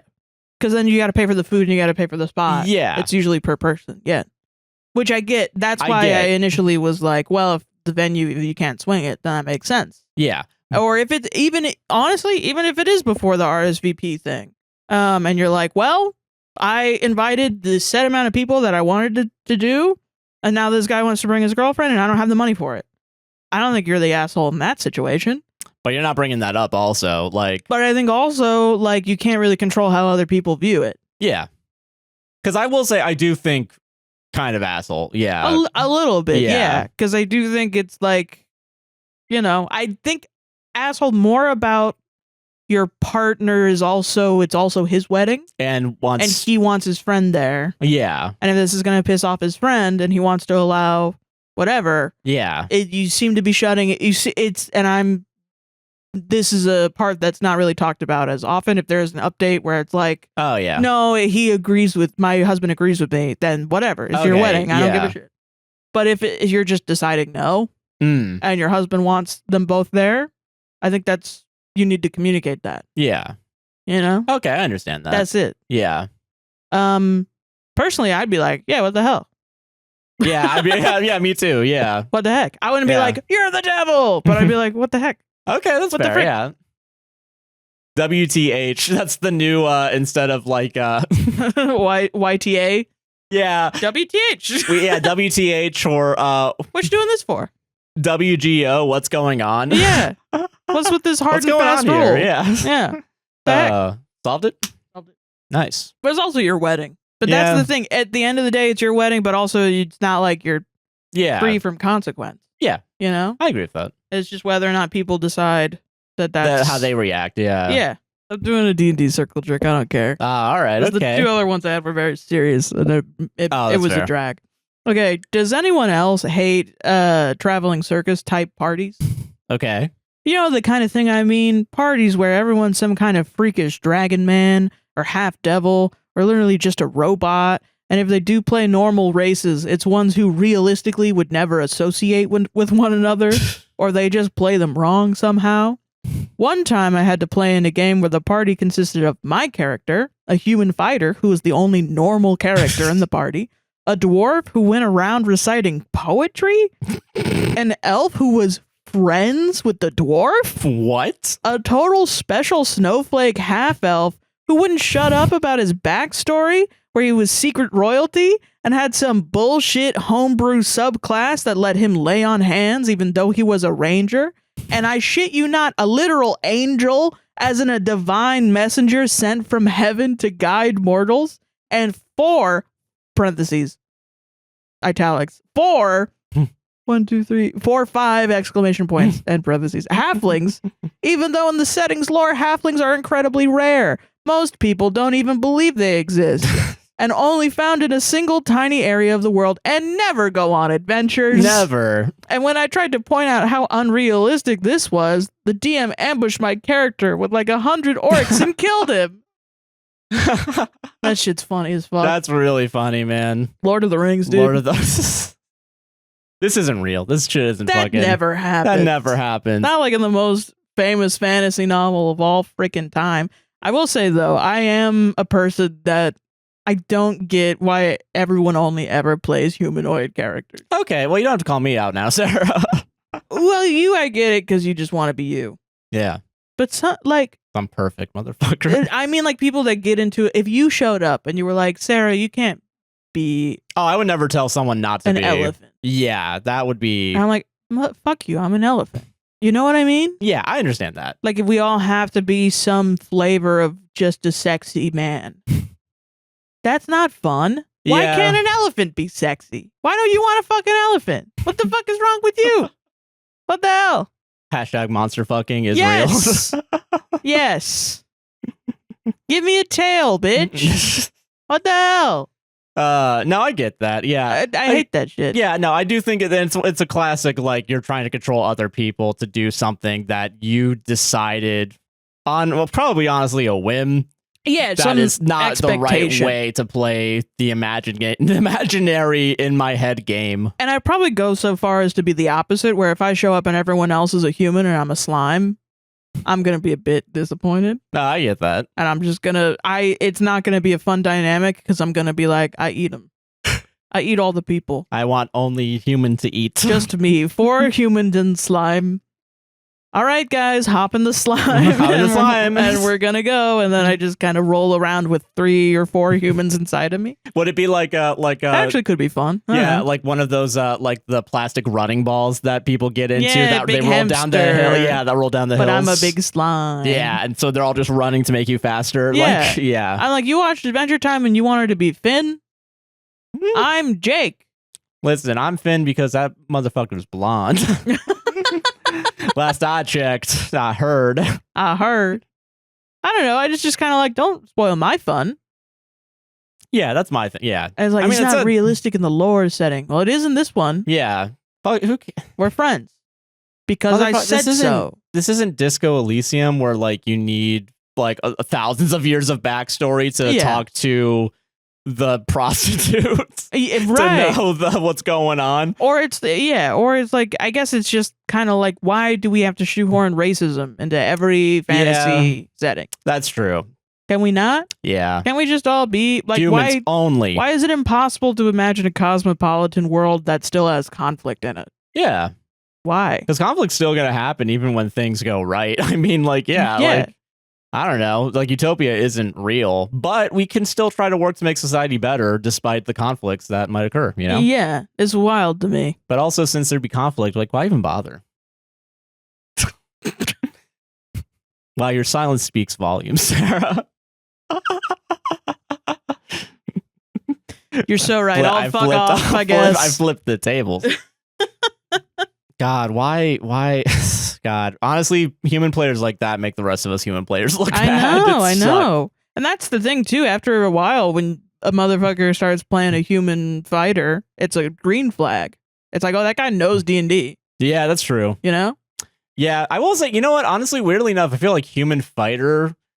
Why does that one seem the most like generic you can get? Is it because conservative vibes? Is it because you don't have to do the magic that's the game's centered around? I don't know. Like spice it up a little bit. Be a bard, you know? Like fucking. That's true. You are a human bard. That is true. Yeah. Kind of guy. Or a rogue. Yeah. And some others. I don't know what the other ones are. Others. I think there's like 20 others, right? I never read the book. I read 3 things and I'm done. Yeah. But human's good. It gives you like a fucking +1 and like a lot of shit. No, yeah, it's versatile. Yeah. Which I feel like that's my min-max thing. It's like, I just want to be good at like a lot. Yeah. Yeah. No, that makes sense. Yeah. Which it makes sense as to why you're rogues and bards all the time. Yeah. Yeah. Yeah. Solved it? Solved it. Final story of the night coming up. I know. This one I also want to read in the voice, but I'm not going to do it. Okay. Okay, but you know the voice. I know the voice. Am I the asshole for telling my wife she was being difficult due to a seating issue at a restaurant? Barely, yes. Interesting. You laughing halfway through fucking gets me every time. I hear it so fucking loud. Really loud in my head. Yeah. Difficult. Like it's so crazy. Even she was being difficult. Yeah, like I didn't. Yeah, okay. Am I the asshole for telling my wife she was being difficult due to a seating issue at the fucking restaurant? Fucking hate her so much. It's like the animosity is just like oozing out of it. Yeah. Shit. On Sunday, my wife and I were out for a date night. My sister was babysitting our 2-year-old daughter, so we had the night free. I was busy with some friends in the afternoon, so I texted my wife to make reservations at the restaurant. And a few minutes later, she told me it was done. When we got there and were taken to our table, she said that during the phone call, she had asked for a table next to the windows and that the lady who'd taken down her reservation had said she noted it down. Okay. The guy said there wasn't anything written and there wasn't any window side table free, so if we could be seated at the current table for now, he'd see what he can do. Oh, that's nice. That table was good too, and honestly, I wasn't fussed over the window, so we sat down. Okay. A few minutes later, she told me she saw someone be seated at a window side table. I said it was fine, but as that same guy walked past, she told him she'd seen someone be seated and we were supposed to be first. He said he'll check it out. When he left, I want to be clear, I didn't say it in front of him. I said it's our date night, let's not be difficult. She didn't get angry or anything, just said she wasn't being difficult, we were first. A few minutes later, the guy came and took us to a window side table. We had a great night. Later that night when we were in bed, I said it'd been a great night, and she said, yeah, despite me being difficult, and seemed a bit put off by what I had said. I said I only meant that our night would be good regardless of where we sat, so it wasn't a big deal. She said, how was she in the wrong? We were promised a particular type of table and she just kept them to their word. That I was blaming the person who was wronged. Okay. I said, okay, I didn't see the point in pushing it and apologized for my remark. We were planning on another night this week and I just recalled her being mad at me for what I had said, so I was just wondering if I was the asshole this time. Here's the thing. Okay. With hosting, you can't just like expect, like maybe they had a different reservation and they called before you and asked for a window and that was the last one. Like you don't know what's in the system. Yeah. You know what I mean? And I do, I can have two thoughts at the same time in my head, I think. Like, where it's like saying that you're just kind of, it's one of those like first time being married, bud. Like don't say that shit. It's like fighting words. Like, don't say that. I will say, I feel like saying you're being difficult is like you're just pretty hard cake. push. Yeah. If you meant to say like, hey, our night's going to be good no matter where we sit, why didn't you just say those words in the moment? I mean, I know we all make mistakes, but like, but it's still, she was upset. I think I would be upset if it was like difficult. What the fuck? Yeah. What the frick? I'd be upset if someone called me difficult. Like, shit. But then if I said like, oh, okay, I'm sorry, I meant this.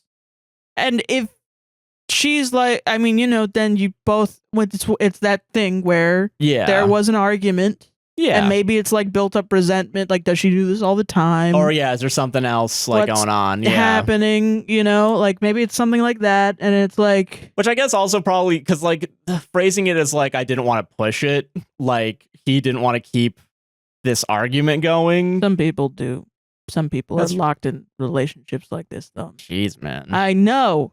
That's why I'm not doing that. Yeah. That's why we don't have that because I'm constantly like, the fuck did you mean when you looked at me? I'm pushing you all the time. Yeah. What the hell? And but I know that it's me. I don't.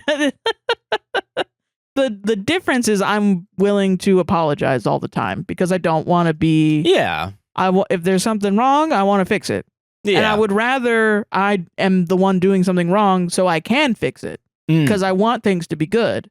But sometimes people are just defensive. Yeah. And it's not like you don't have any control over them being defensive. And it literally could be anything. It could be she worked really hard. It could be he's also working really hard and they just want to have a nice time. Yeah. She had an image in her head and it's not what it is. Yeah, the table being next to the window. She misinterpreted them because I don't think them saying I'll write a note is promising to get a seat. Yeah, that's true. That's the one part that I'm like, I don't think that's how it works. Yeah. I feel like maybe the only thing I would do, and I'm not to victim blame, I would probably ask if we were at the host stand, like, hey, are there any tables right now that are window side? Yeah. I feel like just double checking. But also I'm anxious. But I don't think she's in the wrong for not saying that or wanting that in general. Well, I don't think she's a victim in the first place. I think it's just a bad time. Yeah, that's fair. Like I don't think the restaurant did anything bad. Yeah. That's my first thing. I agree with that. But that wasn't the question. Is he an asshole for saying stop being difficult? Because I do think that's a loaded phrase, and I do think you still shouldn't say that. Probably not. Even if your wife is in the wrong with the restaurant. Yeah.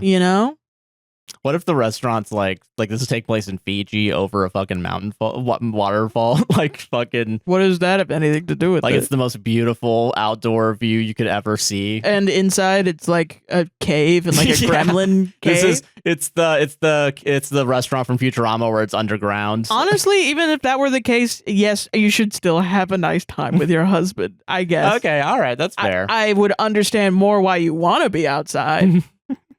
Or looking outside. But also the restaurant wasn't like, you're not going to sit outside. Yeah. Like how many times have we been at sometimes we'll go to the Olive Garden.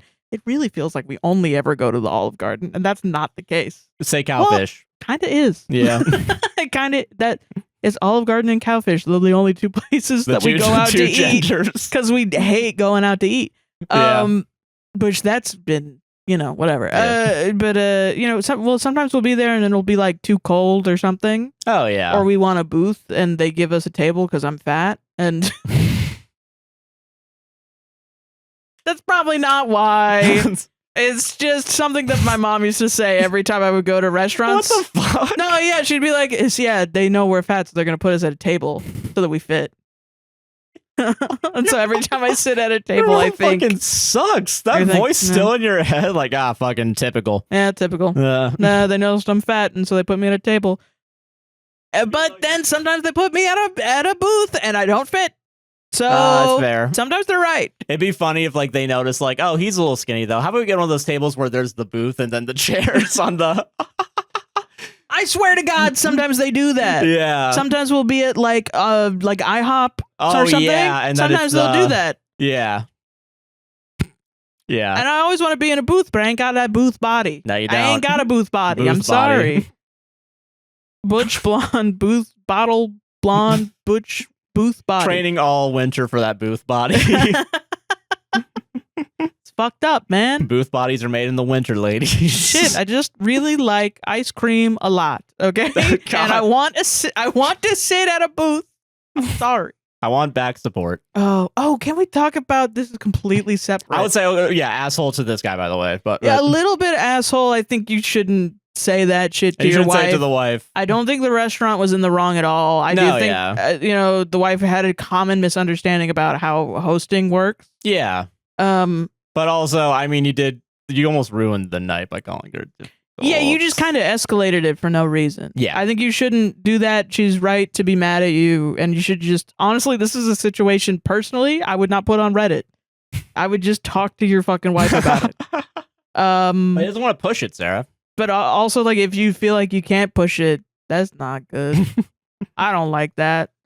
Whatever, dude. You do you, though, I guess. Yeah. Shit. I don't know. Anyway. But I solved it, but what were you going to say? Can we talk about when we went to Taco Bell and they didn't have your, we went to Taco Bell recently and they didn't have your Coke, your cherry Coke or something? Yeah, okay, can I talk about... Yeah, so we went to Taco Bell. I ordered... Okay, this is... I'm going to victim blame myself here. Yeah. I picked Cherry Pepsi. And Cherry I feel Pepsi. like Cherry Pepsi is like... I always feel like it's hit and miss because who the fuck orders it other than like 7 people? Yeah. So we go there. They give us your drink. Well, first they give us my drink, and then sorry, I just interrupted you for no it's all reason. good. We always order with the mobile app. So we say our name, we go through the drive-through. They gave us your drink and told us to park up front. They didn't give me my drink yet, so I probably should have stopped and been like, "Hey, where's my drink?" But also, I thought the guy was kind of new because he seemed like he was like he was getting trained, I think, also like talking to someone else about it. Yeah. So I was like, okay, maybe there's just a mistake. Maybe when they come out with the food. Yeah. And because I thought maybe I have to change the box that has all the syrup in it, right? Yeah, true. I was in good faith trying to be like, I didn't know any of this. That makes sense. Yeah. Yeah. So I park in the spot. They bring out our food, no drink. The guy starts walking away. I'm like, oh, hey, I'm missing my cherry Pepsi. And you can say this part because he was looking at you also mostly during this. Which I find crazy. I'm in the passenger seat, and so you're rolled down the window talking to this guy. Yeah, and asking like, hey, look at my cherry Pepsi. And I get that it's like, we also watched this guy come out of the bathroom from where we parked with his head in his hands. And I felt so fucking bad that he has to come give us our food. And then also something went wrong, so I have to yell at him. Not even yell at him, but like, oh, sorry, excuse me, sorry. Yeah, I mean, I'm so sorry, I'm missing my drink. It's Josh. He's like incredibly nice. I just think it's maybe that he had to walk twice. That length twice, which is probably, it was late at night too because it's Taco Bell. Who goes there during the sun? Yeah, exactly. So I think I felt bad about that, and I was like, oh shit, we probably should have asked at the window. Yeah, you know? No, I agree with that too in hindsight. But it's hindsight. Yeah, and I kind of let you handle. When we met, you would not ask for your stuff, but then after a while, it's like the money. The $2.50. Yeah, it's like I did spend $2.50. That's a lot to me. So, after a while, it's like $20 with how worth of shitty food. Everything is going and like the economy being bad. Yeah, and it's good to practice like asking nicely. Yeah, and I feel like I did ask nicely. I do think you did too, because I just think the guy took out some of his anger on us, and I get it, and I don't think I don't even blame him. Yeah, but I am a little like. Okay. Well, because the way he did it. So he goes, "Oh, okay, you missed your drink. You want another one? And you want 2? You want 3? And he's looking at me. And, like pointing at he you. He asks you if you want 2 or 3. And then I'm just repeating, you're like, like, one's fine. No. It's just the one drink we're missing. And then he points to me in the car, no window down, and I'm not in this. And it's also not my drink. Yeah, it's my drink. Pointing at me like, you want one? And I'm like, no. No. I don't even know. What happened here? I got my shit. I'm fine. And here's also why I'm sorry for eating. I don't know. What do you want me to do? And here's how I know it was a syrup thing. He came out with the drink. I couldn't tell until we got home. I could kind of tell. I was looking at it, I was like, that seems a little lighter than a Pepsi should be. But since it was in the shadow, Pepsi. Yeah, because it was in shadow, I couldn't actually tell. We go in. I immediately put my drink on the table, which is where the lamp is. Yeah. And it's like, okay, so you guys were out of syrup. You just didn't tell me you guys were out of syrup. That's fine. That's okay. Yeah, that's that. I mean, you could have just been like, hey, is regular Pepsi okay? Yeah, you could have. Yeah. But also, which they do a lot. Like when we order Dunkin' through the app, they'll usually do that. But yeah, I don't know. It felt targeted. Yeah. You want one? It's like, it's not my drink, dude. Yeah. I don't know what you want. Like, you think I'm ordering all this and then I'm eating it all by myself? Yeah, like, just your chauffeur. You're like a feeder or something. You're like a fetish feeder. And I just keep getting fatter. And it's like, no, dog. That's so funny because I feel like I would have ordered more food for the fetish. Not exactly 2 people's worth of food because we both got a box. Yeah. Which usually we don't both get a box. I get a box and you get all these separate items. Yeah, I get like really, because I don't care what I eat. But this is the first time where we both got the meals. Like, so it's very specifically 2 people, made for 2 people. And this does sometimes happen where like I'll order like, oh yeah, this happened at Universal. I ordered a salad and you got like a burger and they gave you the salad and me the burger. Yeah, because I wanted to try the and we had to do a switcheroo. It was the Beyond Burger, I think, right? Even then, or some shit like that. It's wild to not ask. Yeah, that's wild, especially when you're doing table service. Which I think is new for them. That was like a newer thing. But also I think because it's quick service, I don't think they're trained in the restaurant thing. But I do think it is funny. Like you've been to restaurants, though. Yeah. You gotta ask. Here's your health nut food. Don't worry. Here's your fucking slop. Here's your slop, you fat bitch. It's not what I wanted. Like, most of the time, I feel like I order less than you sometimes. Yeah, I do eat more than you sometimes.